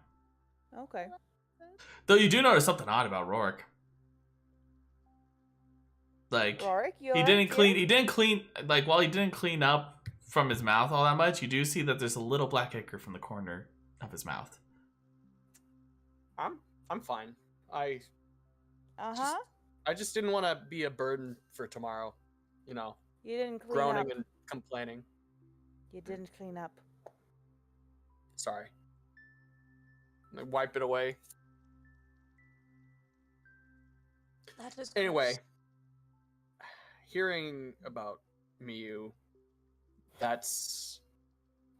I couldn't stay drunk after that. I need to think. How's that working out for you? It's better now. Whew. Well.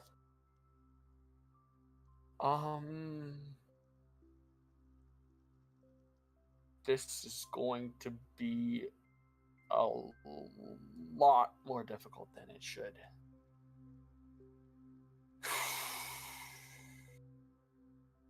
Can be. Well, potentially not.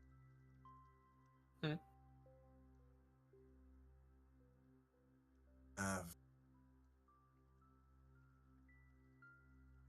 one You're breaking up. castle. You're breaking up a lot. Oh, You're just speaking too lowly. Mm-hmm. I don't think it's too lowly. It's his mic keeps on cutting off like every couple seconds. Like, I don't know. that better. Yep. Yeah, that's better. Oh, yeah. Okay. Yeah. So Samiel turns to Zokalis. There's a group of people who are, let's just say, none too pleased with my brother and the way he's been running things. And they are planning to assassinate him. If we can get them on our side, we may be able to use their assistance to free Miyuki, deal with this Camion, and we were very, very lucky. Prevent my brother from being murdered.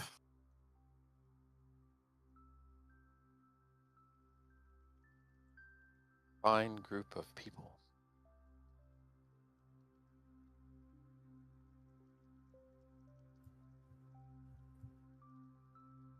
Well, let's just say that they're being led by our old commander.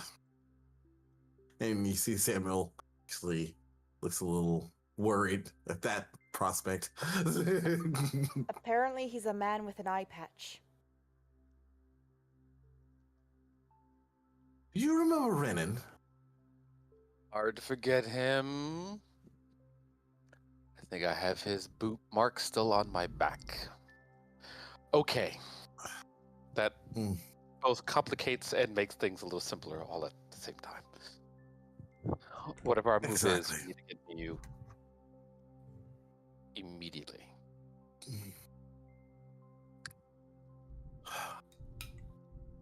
Who's in fighting shape right now? He looks around the room. You're asking us after we've had booze. I don't think we were talking to you, dear. With all due respect. Well, you need me in either case to guide you to them. Maybe.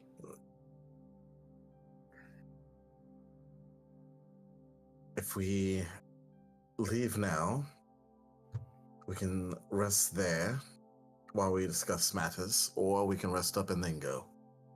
I would rather. They said that they would like to meet the rest of my group on the morrow. Well, then, we shall rest, and then tomorrow we shall meet them. Mm-hmm. Let's hope they don't get news of what happened and decide that now is the time to assassinate your brother. I also hope Seraph doesn't realize I'm no longer in your room overnight. Did you hide the secret entrance before you left? No, absolutely not. Did you at least cast Silent Image? Or Major Image? Why would I do that? So they can't follow your tracks and figure out how you escaped? Or if you at the very least cast a Major Image, you could leave a projection of yourself, so if they glance into the room, they might still think you were there. Put pillows under the blanket to make it look like you're sleeping. Have you never snuck out of your house before when your parents didn't expect you to stay in? I could help him sneak. I could help him sneak back to. And a drunk. No, sorry. Oh my god, fucking Joker. I can help him sneak back if it's that necessary for him to cast something like that. I'd rather him not. Risky. I'd rather him not sneak not back. move too very far from this spot until you're 100%. Sammy just goes over to Sammy just goes over to Roric and just like pushes him down on the couch. No, you're not. You've been drinking my booze. You're gonna sleep this off. I'm sober now. I sober. How many fingers am I holding up? 4. Either inside or perception check. I'd like to make one to see how he's doing. Sure, give me an insight check. So, how exactly did you purge your stomach? Well, you see, there's this magical thing called a cure-all. Insight check. Insight check, deception check, Roric. Damn. Hey, nat 20. Nat 20 for Zokalis. I'm sober. Is a natural 28. 20. Oh. Oh my goodness, nat. 2 nat 20s in a row. But it does not beat my 28. But a natural 20 is a critical success. Mm-hmm. That has nothing to do with my roll. Yeah, it has nothing to do with your roll. So, at the very least, I can tell you that it seems to be telling the truth, but you also know that a cure-all sounds not exactly have heard of any to speak of, so. Yeah, I bought a couple off of Autumn Harvest back in Warlock. Oh, could I see one? Sure. I pull one out and I show it to her. It's one of the potions of health. Okay. It's or like specifically like what is it called? The elixir of health. I have 3 bottles of them. Okay. Do I recognize what it is? Medicine check. I doubled down on it. Dirty 20. You could definitely tell it's an elixir of health. Violet's just looking at him. It cures any disease afflicting you and removes the blinded, deaf, and paralyzed and poisoned conditions. Alcoholism is technically a poison, so. Oh my god. Friar just looks him straight in the eye. Uh-huh. She clearly does not fully buy that that's what cured him. Because here's the thing. It cures the affliction. It would not cause him to retch. That is true. You would know that because of the medicine check. So if anything, you're just like, this is sus. But you ease up on it. All right. May I have it back? I paid good money for that. She just puts it in his hand. And for you, Zokalis, you would see that. You could tell that. You know when you would definitely know this. You know when someone has a very hard workout and then they empty their stomach afterwards, and you kind of see them in that particular state of exhaustion. It's like a heat stroke. You know what I'm talking about, Lunar? Yeah. Yep. Basically, that's what you get that similar vibe from Roric.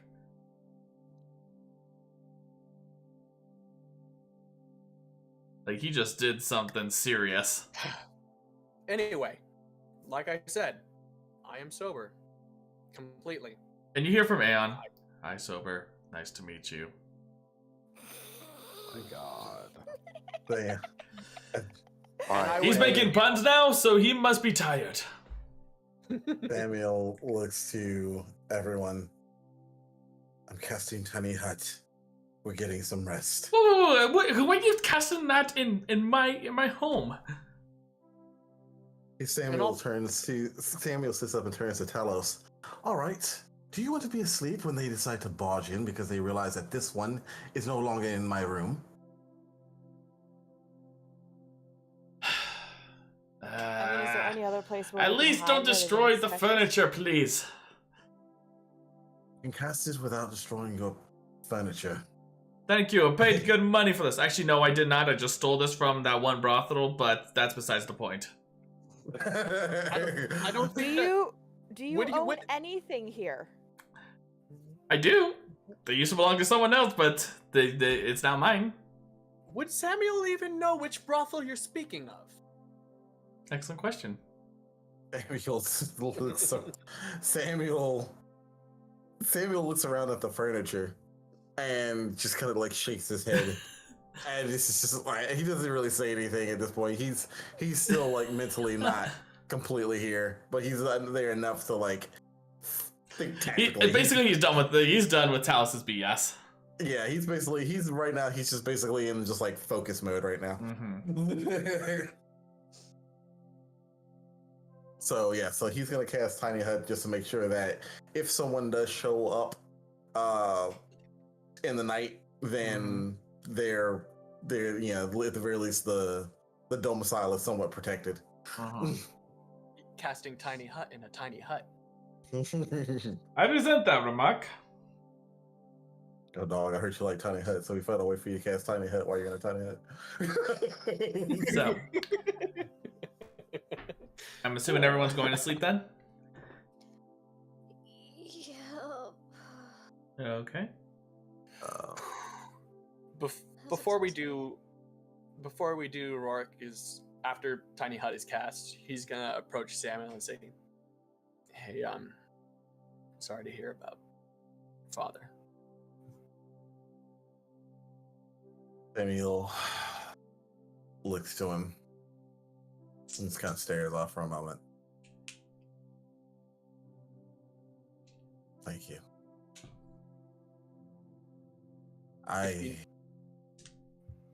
That's all good. If you need to talk about it, I'm here for you. It's never an easy time dealing with the loss of family. Still processing it, but I appreciate the offer. Mm-hmm. I think you would benefit from having one of these just for the sake of you having it on your person. And he reaches into his pack and pulls out the red potion that Violet had been looking at before and hands it to him. He takes it and quietly nods to Roric before putting it in his pocket. And as he, sits and goes into like, he's not going to sleep yet, but he just kind of sits in a chair and you can see his posture is kind of taking that very like stiff upper lip, nobility, but it's like everyone who's been around him long enough can very easily tell this is not normal Samiel being like a haughty asshole. This is him just like he is literally just trying to keep himself up at this point because he knows how fucked up he is. He's just being a real dude. Yeah, exactly. So, seeing how he's acting now, and Roric does take notice of how you're not acting your normal asshole-ish self, and he's going to take a moment before finding a seat on the couch, I guess, unless it's already occupied. I don't know. He's gonna find somewhere to sit, and he's gonna say,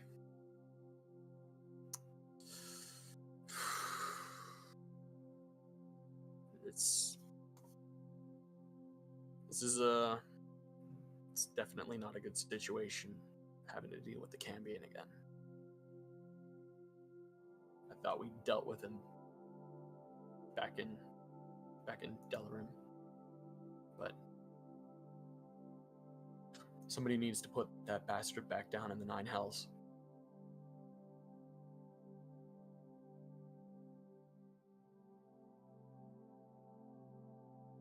You're absolutely right.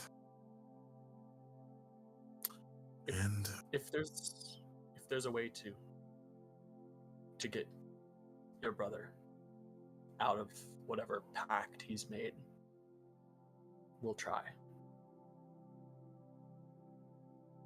I'm not sure how everybody is going to handle the news tomorrow, but just know if I'll follow your lead when it comes to handling the situation. It's your call. Serve is my responsibility. Ideally, I would like to see this end without the loss of my brother. But much of this was brought on by his own decisions. So we'll just have to roll the dice and see what happens. When it comes down to it, you make the decision. I'll follow it. Kind of like nods to you. And he turns to Zokalis. Oh no. Zokalis is not okay. So actually, not leaving the hut itself, he's like standing facing the front door. So he's like at the wall of this hut, which is clear. If I'm not mistaken, correct? He's sitting there with his left hand is in his pocket, clutching the locket that he has, and his right hand is actually holding on to a spiritual weapon version of Yuki's sword as it's laid down, and he's just has it by the hilt, just staring at the door.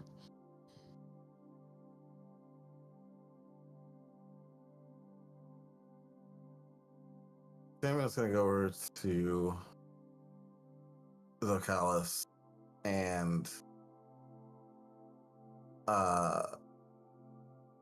he's going to sit down next to him.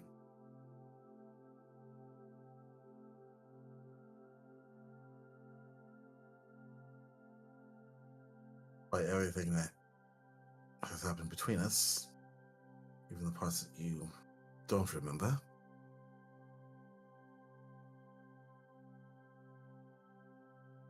I have to thank you.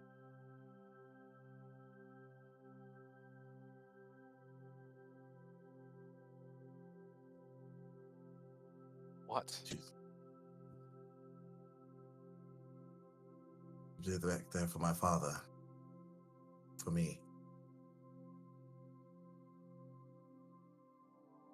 He would have appreciated it.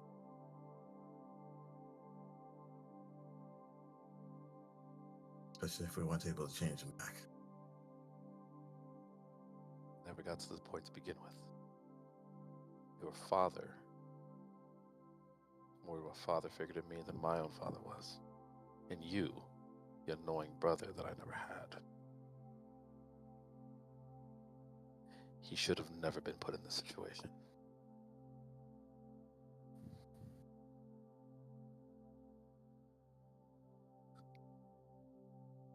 You have how tiny hut, obviously close enough that everybody can hear our conversation. Yes. It's about 10 feet in radius. Mm-hmm. I don't think any sound actually leaves it, if I recall correctly. I'm more worried about people inside this hut. Mm-hmm. Aw, you don't worry about Violet. Oh, I'm not worried about.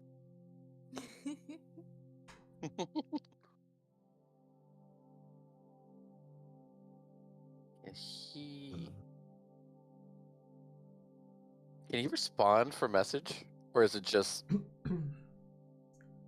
if I cast message, can he respond to that? I don't think so. In a whisper, or Sending.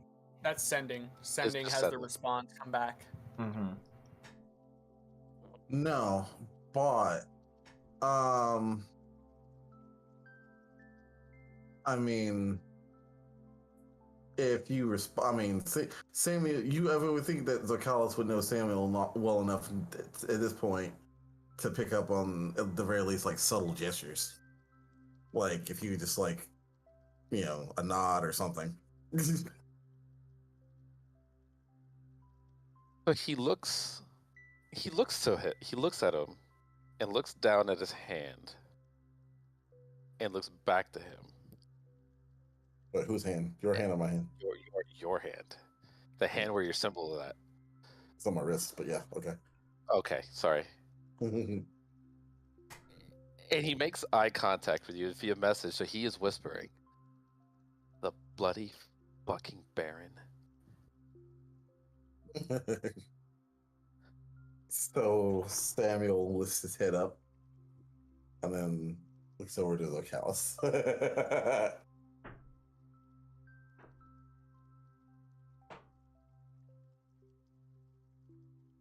He kind of like is like a acknowledging gesture.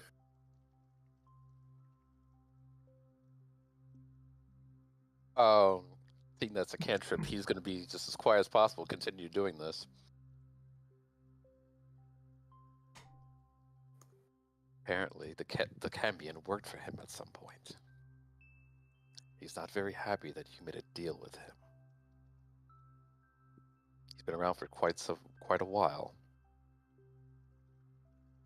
Apparently, the terms between him and Sarah changed when you made that. Samiel has a look of realization on his face, and in the he just has a look of realization for a moment, and then turns to Zokalis.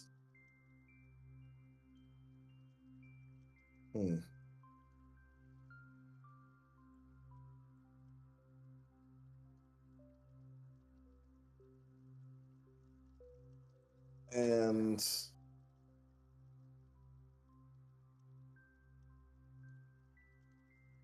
DM question: is it possible? So minor illusion allows you to create an illusion of a sound. Is it possible to create a illusion that's quiet enough that only Zokalis would be able to hear it? If anyone's going to try to listen if anyone's gonna try listening in on it, they'll have to roll a perception check. Okay. As you're trying to be as quiet as possible. So Samuel's gonna like very subtly like roll his fingers, and Zokalis like right next to his, as he's gonna cast minor illusion, and right next to his ear, he's gonna hear a whisper that just says, "Well, that'll explain some things." Well, to be fair, it would have to be like sound isn't like inanimate. It wouldn't be like the same as sending. Oh, okay, gotcha. Okay. Yeah. Okay, gotcha. Okay.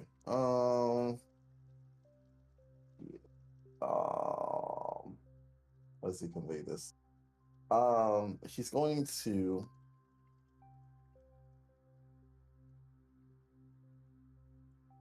He's gonna hold up one hand like this. Like, so he's sitting next to Zokalis, kind of on the floor. And then he's going to so if he's sitting next to Zokalis like this, he's just gonna kind of like lift one arm up just like a little bit and then hold the other hand kind of low, like just below his arm, and he would create a minor illusion of let's see, almost like a candle being lit. In other words, light bulb moment. Okay. He just looks down at you, and yeah. He sees that, and his eyes divert back to the door, and just stares off. Get your rest. You have a long day tomorrow.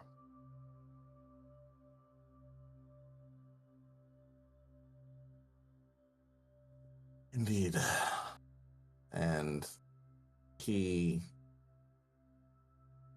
pretty much just stays where he is and then just goes into like meditative posture and basically goes to meditate for the evening. Okay.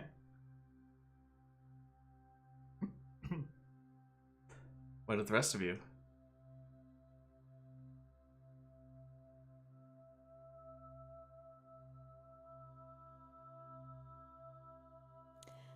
Violet would have started to do sending to the Oracle to give her an update. Okay. In it, she states, might have found out why it happened. Shit hit the fan. It's a fucking Cambion. Lots of stuff happened. I'm fine. Handsome gentleman's fine. Everyone's still alive. Except the previous king.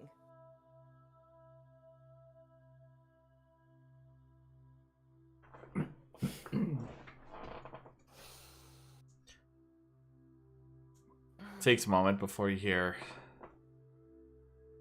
So the Viscount is dead.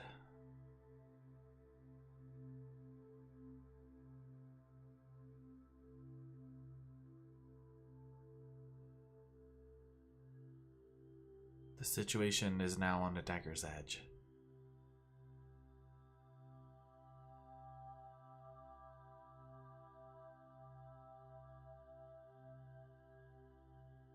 Be very careful with the next moves.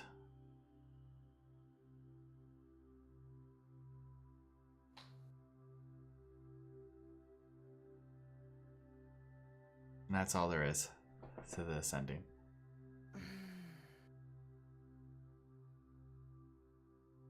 So to clarify, they're all sleeping on the floor of the tiny hut. I guess they are. Well, it's yeah. So it's essentially he cast tiny hut in Talos's apartment, so to speak. So that way, if it was bachelor pad. Yeah. So essentially, it's set up in a way that, or the main area of the, I guess you say, the living room is protected. And pretty much anybody but Samiel can kind of come and go if they need to. But it's more focused so that way if anyone tries to come through the front door, they would hit that barrier first before they can make it through. Okay. so we can get furniture and blankets and stuff. Yeah. Yes. If it's just if Samiel leaves the hut, it'll drop.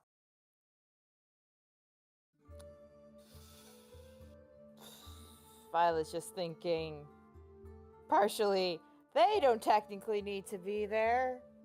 She knows where she has to go. She knows where the people are. But also, she was told to keep an eye on 2 of the idiots in this group. So she can't leave.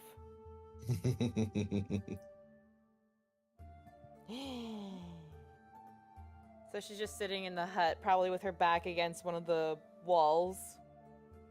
Just doing some crocheting, because she's not ready to sleep, because she can already sense she might not have a restful sleep tonight because of the shit they just saw.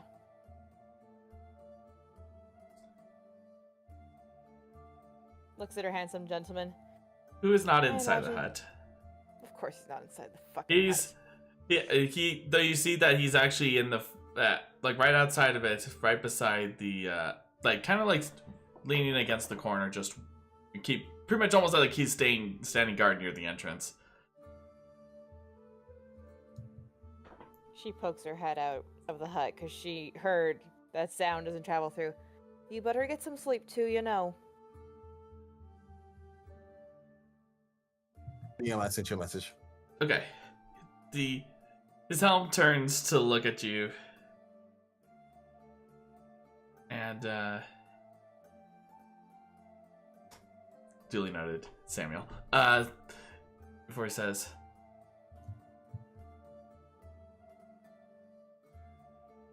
only when it is safe.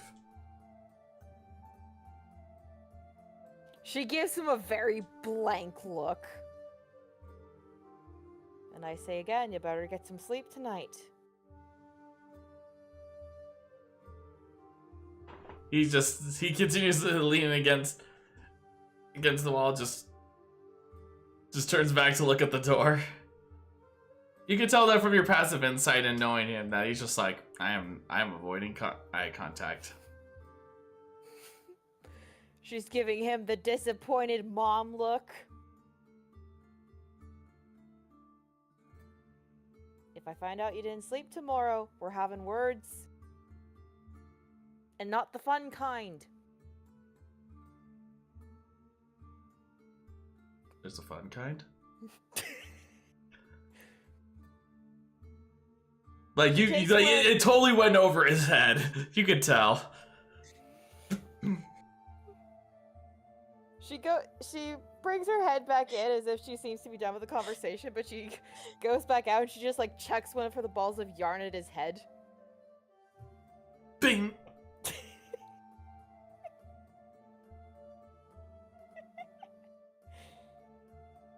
He then picks it up, looks it over.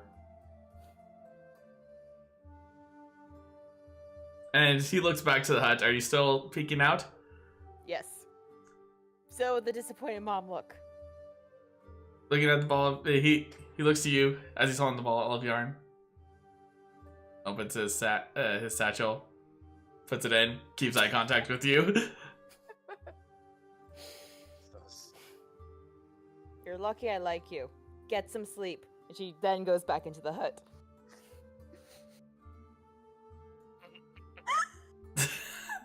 Nether's over there broken. Teksuo, why? What? Don't even worry about it. Don't worry about it. I'm worrying about it! What is happening? Why is everyone giggling? Even I have no idea. Oh no. Violet was also not quiet. Well, she wasn't Oh, loud, yeah. but she wasn't quiet. But it was very obvious in the view. Everyone could see it. Oh, yeah. And Obviously. it was clear that this kind of thing has happened before. Mm-hmm. Now you just picture she has like a little collection of all her balls of yarn. There is a fun kind of words. Hold on. She just leans over to the dirty kind. You just see his hair.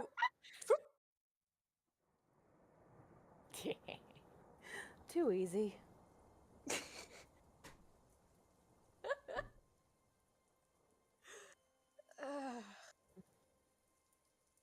Anyways. Better sleep if we're going to be facing that motherfucker again. Worst comes to worst, I can always banish it. But it could always come back, right? Eventually.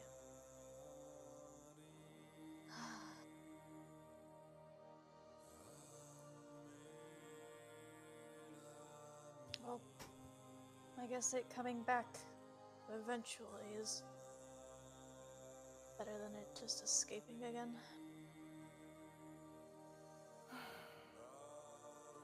If it attempts to escape, we can banish it.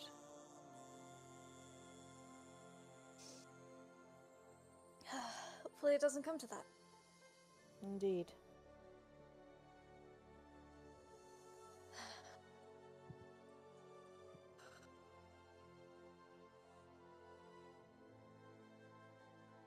I hate that I was right about this place. In my experience, being right about something isn't always a bad thing. It is when this is just an Everon 2.0. Ah, but this means you have experience with it. Ah, yes, let's see. We killed a prince who turned the princess into a demon, who we also killed. The king died. The town completely destroyed.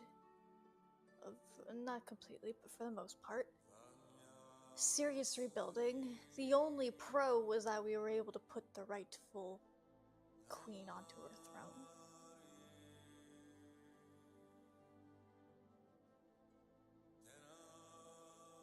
I just don't want more casualties.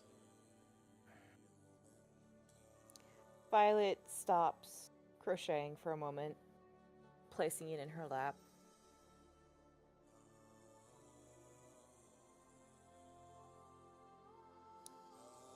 Casualties, unfortunately, are something we can't avoid at times. You know how I told you that confessors have the ability to see into people's minds? Yeah. What are you looking into my mind? Not right now. Well, unfortunately, when I look into people's minds, I see everything.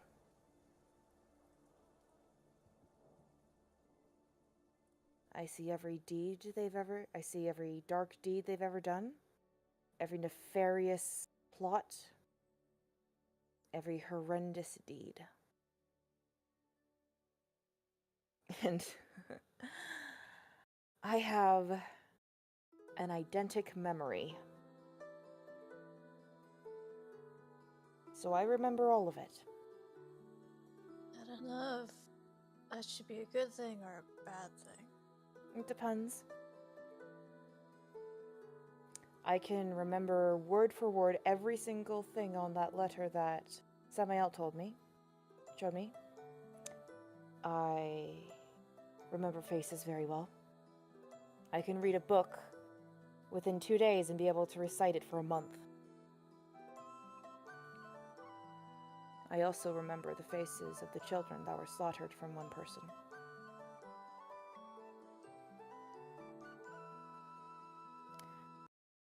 Good deeds, bad deeds happen regardless of what we do.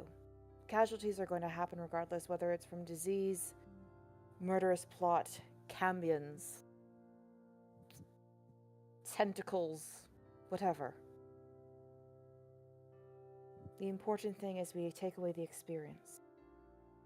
And we use that experience to make sure it doesn't happen again.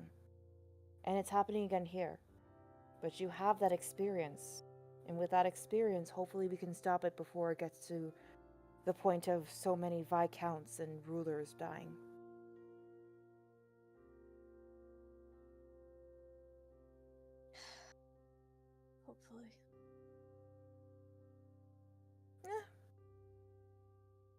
think you're gonna be fine. You know, for someone that really doesn't want to be associated with us, you sure do have a lot of hope in us. Well, believe it or not, I'm kind of cynical. The Oracle, though, she's always been the hopeful kind. She found me when I was little. I kind of got that from her. I am not a part of your group, however, no matter how hard you try to indict me to it. But I can see you're trying. And I appreciate people who put in the effort. Give it a few more days, I'll ask you again. My answer will still be no. It might get to a point where I send you letters. I'll just ask. Now I'm just picturing I get random letters at my house just saying, hey, are you ready to join our group yet? Yeah. Sounds about right. I have my ways of getting things places. Well, you lot should come to Sinja anyway. And introduce you to Oracle. You might also like the captain. The captain? Aye, the captain. The oldest living member of the Violet Brigade. Violet Brigade. Violet Brigade? Do I know? DM, does Nether know about the Violet Brigade? Nope. I don't think it was ever mentioned to you, so history check at disadvantage. Let's see. What's my I believe history in at? you! Oh yes, a +0. Let's see here. At disadvantage? Mm-hmm. yes, an Oh, that hurts. That hurts my soul. Of course. A brigade named after a flower? This is the first you've heard of it. Huh. You don't know what that is, do you? Trying. No.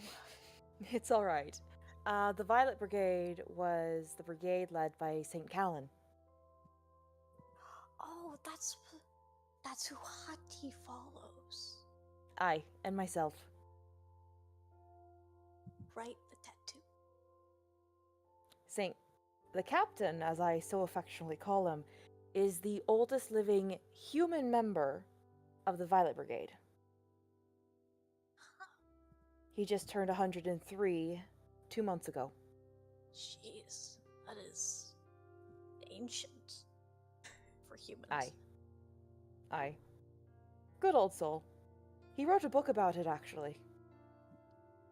Huh. Interesting.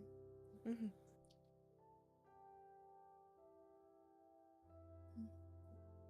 But yes, come to Sinja sometime.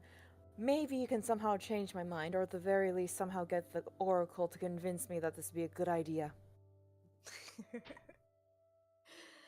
Well,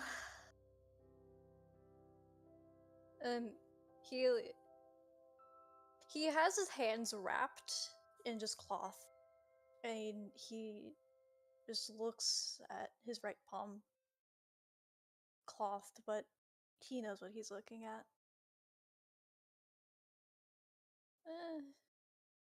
I tend to have a way of somehow making people believe. If you say so. Although somebody, and she's looking directly at her handsome gentleman, thinks I'm already a part of the group. Maybe you should listen to him. I usually do. So does that mean that you are I'm what? part of the group? No. But you say you usually listen to him! The best part is this is all happening inside the hut, so he's just focusing on the entrance, not seeming to show any sign of hearing. While in a meditative state, is Samiel able to hear all this? Yes, because you're both inside. All three of you are inside the hut. Samiel sitting there meditating at that remark about not being part of the group. Folly just kind of pipes up, neither am I. Wait, hold on. Yes, you are. I didn't choose the name. Just because you weren't here when we chose the name doesn't mean you're not part of the group. I'm with him on this, actually. Well, then We does weren't that here mean when that the group- Miyuki isn't part of the group either? Because she wasn't there when we chose the name. If Miyuki Yes. chooses to be a part of the group, then that's her decision, but we can't get her choice until we hear it. Don't you fucking dare, you're not allowed to jump. And we have to save. And we have to save Miyuki first. But if she chooses to be part of a group called Trial by Fire, then that is her business. I just follow you around to make sure you all don't die. We should form our own group. Aye. What shall we call it? Not Trial by Fire. Why are you all so offended by the name Trial by Fire? It invites bad luck, for one. It also means... It also gives a... Very. It also gives a connotation that you do things in a very trial by fire manner. I mean, We don't? do. Exactly. That's Why? not I a would good... say we don't. That's not always a good thing. Aye, in my experience, sometimes subtlety is much more needed. Just says we're stubborn. That's We'll one word eventually for get to it. the goal we want. I just go with the flow of things.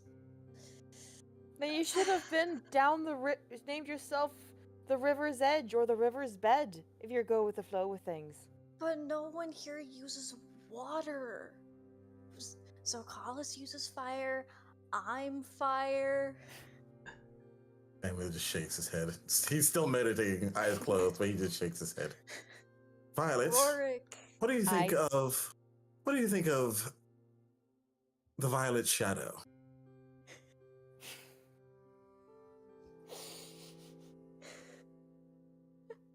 I'm not against it.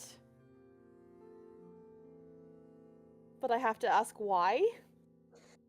Better name than Trial by Fire. Oh, that's true. So are you saying that we cast a violet shadow because you were the group that follows us? No, this is our group, not yours. It consists of me, him, and my handsome gentleman. I don't know, does it? Nether's gonna pop his head out. Hey, Aeon.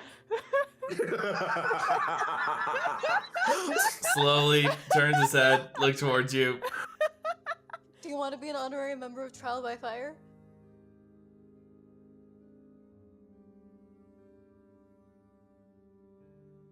I Package go deal. wherever Violet goes. God damn it! Wait, but she insists that you think that she's already part of the group. So therefore, you're part of the group too? Helmet looks up to the ceiling as if he's seriously thinking. Just say yes, it'll be easier. I'm uncertain. It's better than a no.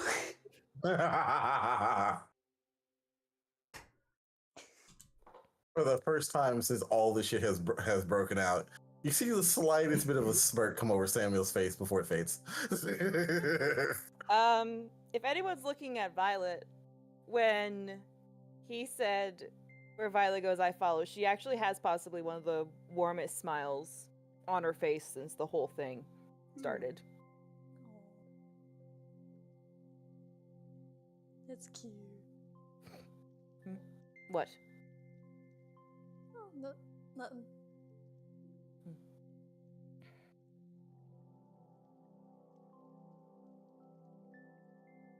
You have a very good. loyal friend.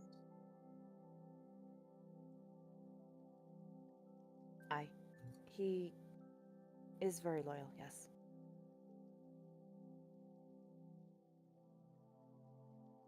I'm going to miss him greatly. What do you mean? Provided everything goes well, Aeon's sentence is going to be over by the end of the month.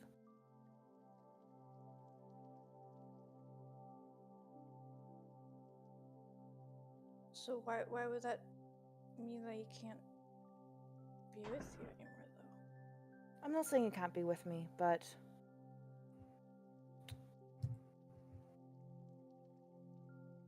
one of the reasons he is because of the fact that he is assigned to me.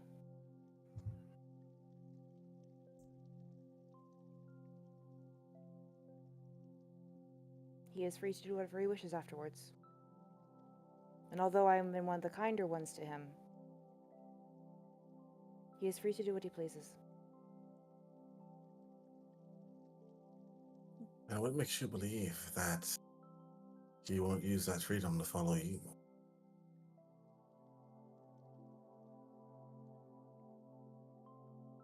I wouldn't want to get my hopes up. But the hope is there, yeah? There is always hope for things.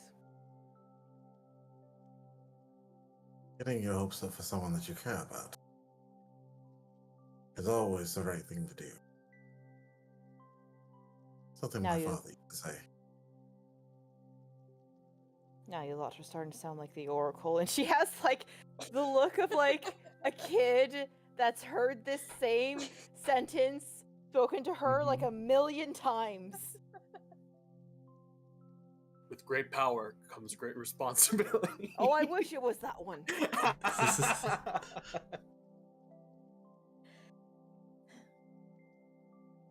Zokalis is just fast asleep throughout this whole conversation.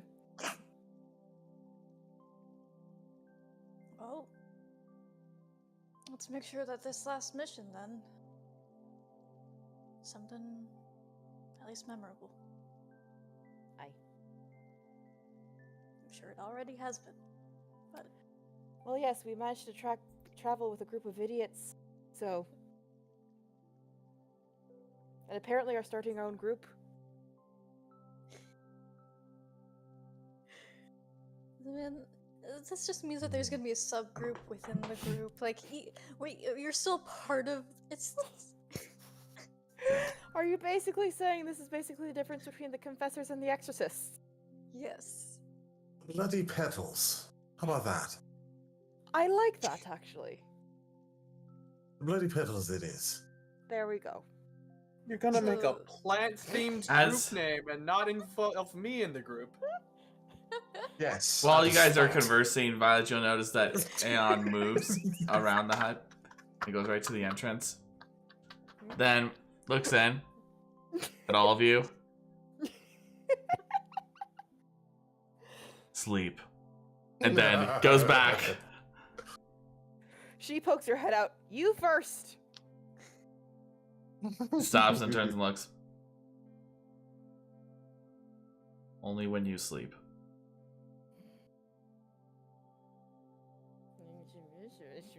She just pops her head back into the hut. Stubborn man. Old man. Oh. Not old. No. Slip of the tongue. Tired. She just... He's not. So he's not old. No. That crosses that off the list of deductions. You have a list of deductions. Okay, she sits up again. Have you ever thought to just ask? It's...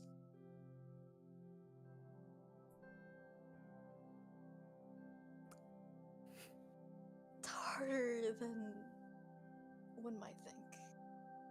Someone is hiding their entire identity behind a mask. It would Not by choice. beggar belief that they would not be as open to providing information about themselves so willingly. It's not.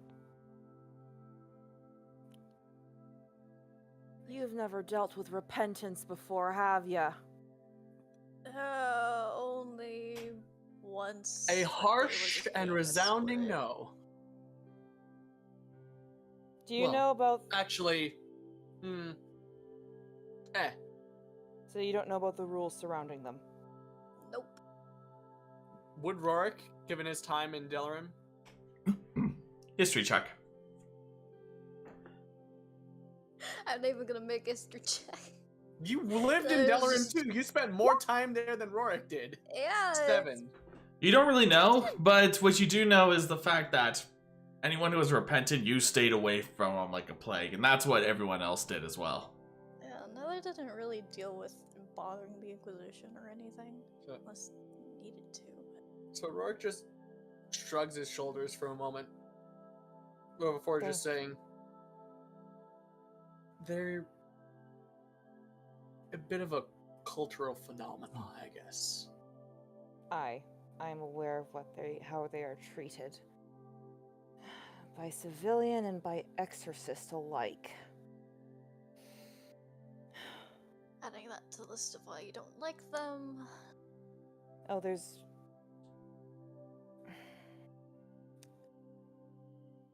Legally, they're not allowed to show their faces to civilians.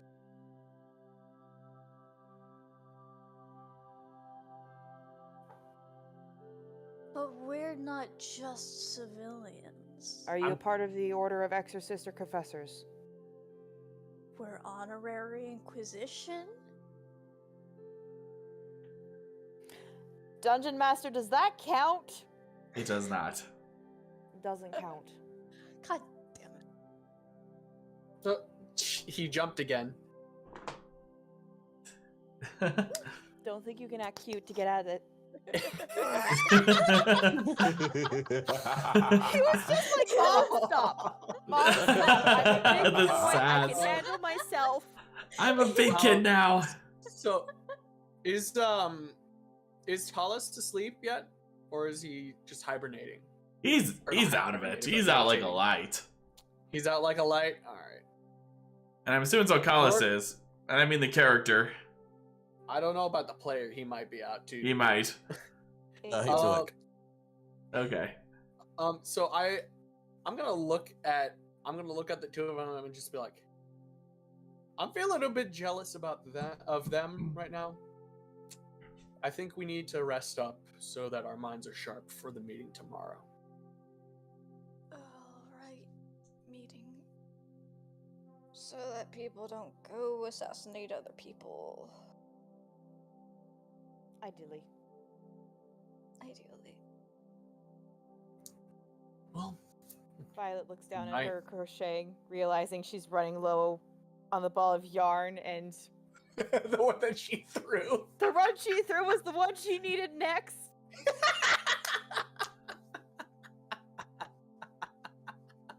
Since he can't see in the hut, he has no idea. She just pouts and does a thing so it doesn't come undone, puts it back in her bag, and because she knows he won't give it to her because she's supposed to be sleeping. Just lays down and tries to sleep. Just pretend to sleep, and then when he least expects it, just take it. You think She looks at him. You can't sneak up on him. I've tried. It doesn't work. That feels like a challenge. I might have to take you up on that later.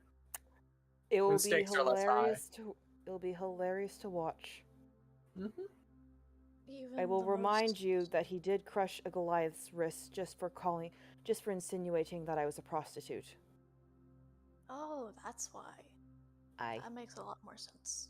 Mm-hmm. Can't crush me if you can't see me. Anyway, Makes you think he can't see things that are invisible. did I say invisible? Good night. Night. So, with that, everyone, go ahead and take a long rest. Yay! I'm dressed. Need. Now, since the elves are the first ones to wake up, as you wake up, you find that you all are quite well rested, and you would notice that Aeon is still not in the hut. But instead, you would see that he is seeming to be sitting at the spot where he was at, but fully armored still, seeming to be laying a little to the side. Buddy. Oh.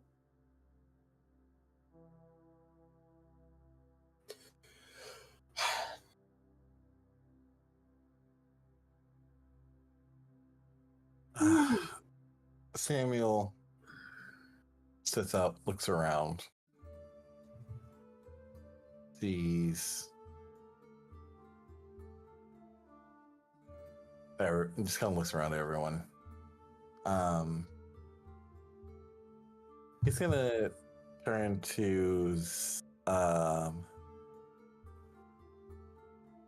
how many hours have passed so far? 4, because you're elves, so. Okay. So Samuel's still up. So Samuel's up. So now that he's rested, and everyone else is asleep. Mm-hmm.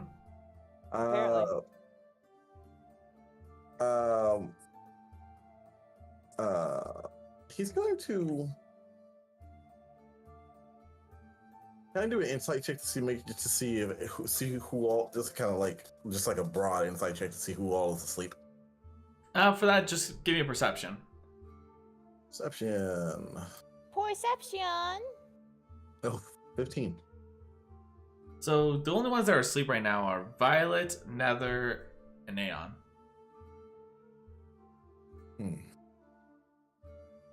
So Roric is. Sorry. Oh, sorry. I was gonna say Roric is sitting where he had been meditating. He comes out of it, and he's just sort of sitting there, just interlocking his fingers back and forth. He looks very deep in thought. So Samiel, after the quick glance, kind of closes his eyes, almost appears to go back into a meditative state. But in the back of his mind, he sends a thought to his patron. You know, you could have told me that the one that my brother has been consorting with used to be among your ranks.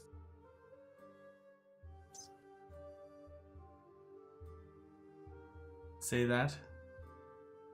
There's no response.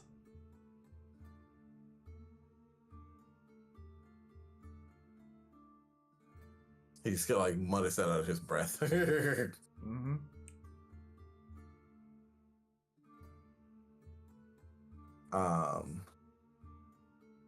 He's just gonna wait for everyone else to get to wake up at this point, because he's irritated. All right. So Zokalis, what about you? It's probably AFK. Or he might actually be asleep. Probably. Oh, I'm here. Oh, okay. There he is. Hello. Jesus, guys, Christ, I'm here. We love you, Sorry, Zokalis. it's late for you. I've been up much later playing this game. Mhm. He's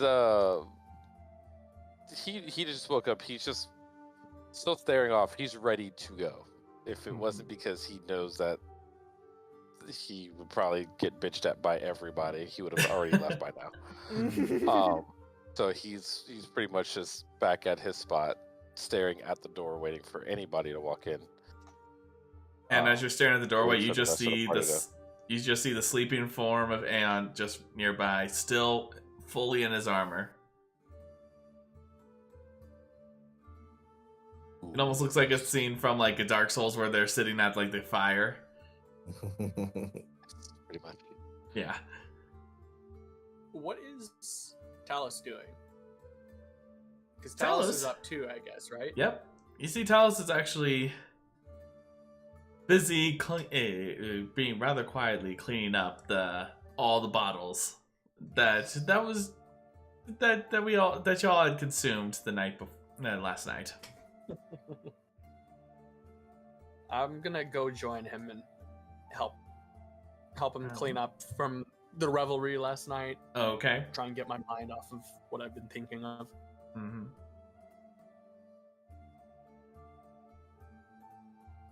And as another 4 hours pass, the rest of you wake up. Does Violet wake up to see that our handsome gentleman fell asleep sitting up again? Well, sitting on the floor, but not. He's not like a cow where he's sleeping standing up or something like that.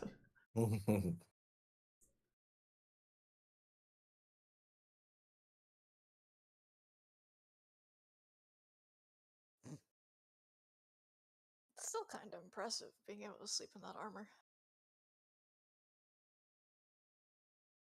So It's not comfortable, though. That's why So it's that- impressive. Violet's just gonna look at him and think back that he hasn't realized that her handsome gentleman has been sleeping in that armor every single day since they started traveling and hasn't taken it off once. Oh god, he does not realize that. She's just gonna look at him for a long moment and just shake her head because it's not her place to say. You all notice just Violet just like so disappointed as she's looking at Aeon. Samiel.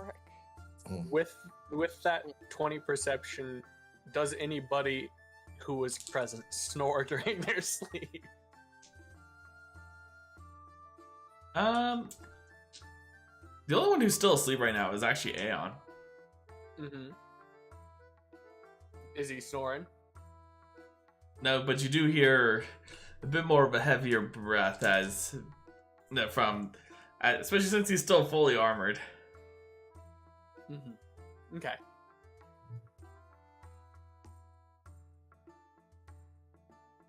That's it. Yep, I'm just... So now that everyone is like starting to wake up, Samiel turns to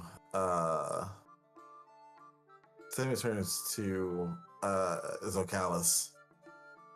So, are we ready to go find the old man? Ready as I think we're going to be.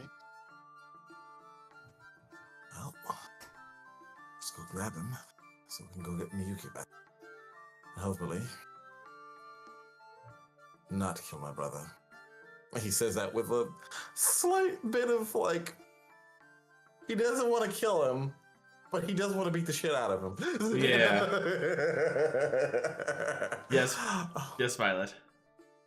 Violet starts walking over to her handsome gentleman. She does noticeably make her footsteps a little bit heavier than she has.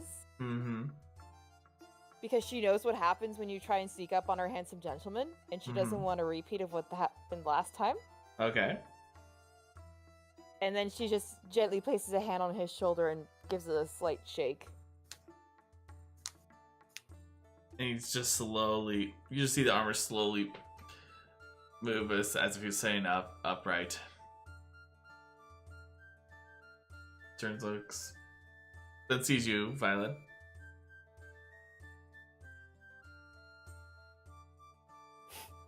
Good morning. Morning. How'd you sleep? As well as I can.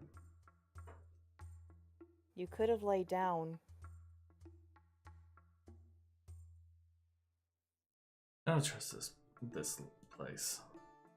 You could have stayed in the hut then.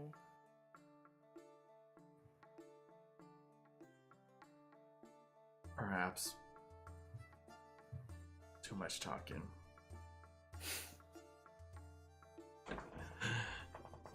As he slowly starts to stand up. She just gives him like a slight headbutt as he starts to get up and stands up straight.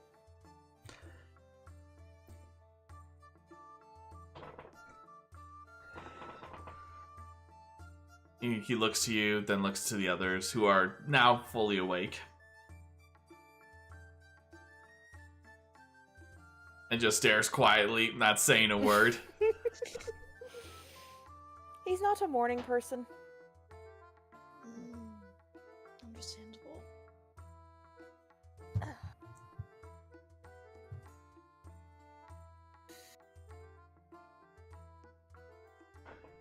So I'll say it later. So let us go ahead and eat our meals and then get right to me and them. Food. Yay. Well, Not needed. You hear Aeon say as he prepares to go to the door. Samiel turns to Harvey. Turns to Zokalis. Well, if you think Harvey is a terrible cook, you went for a treat. For Talos is not much better. I resent that remark. Please. Doesn't mean he's wrong.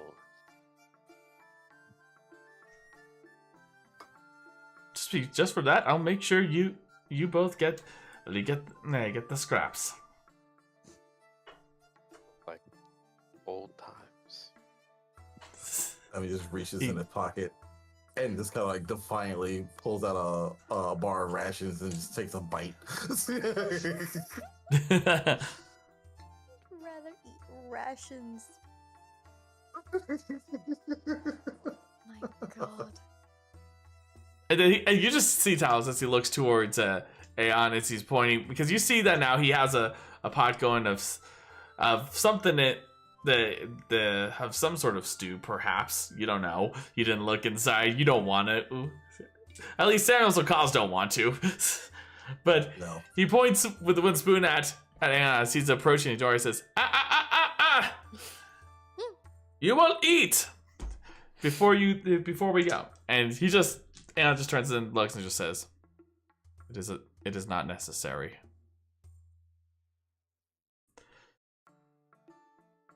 No, it's especially necessary, especially since you are wearing that armor all the time. Seriously, you look like you're just a walking anvil at this point. Violet looks very unimpressed, not at the comment, but it seems like she's agreeing with the comment, but she's just unimpressed with it. Just mutters very, very softly. Yes. See, even your lady is complaining about this.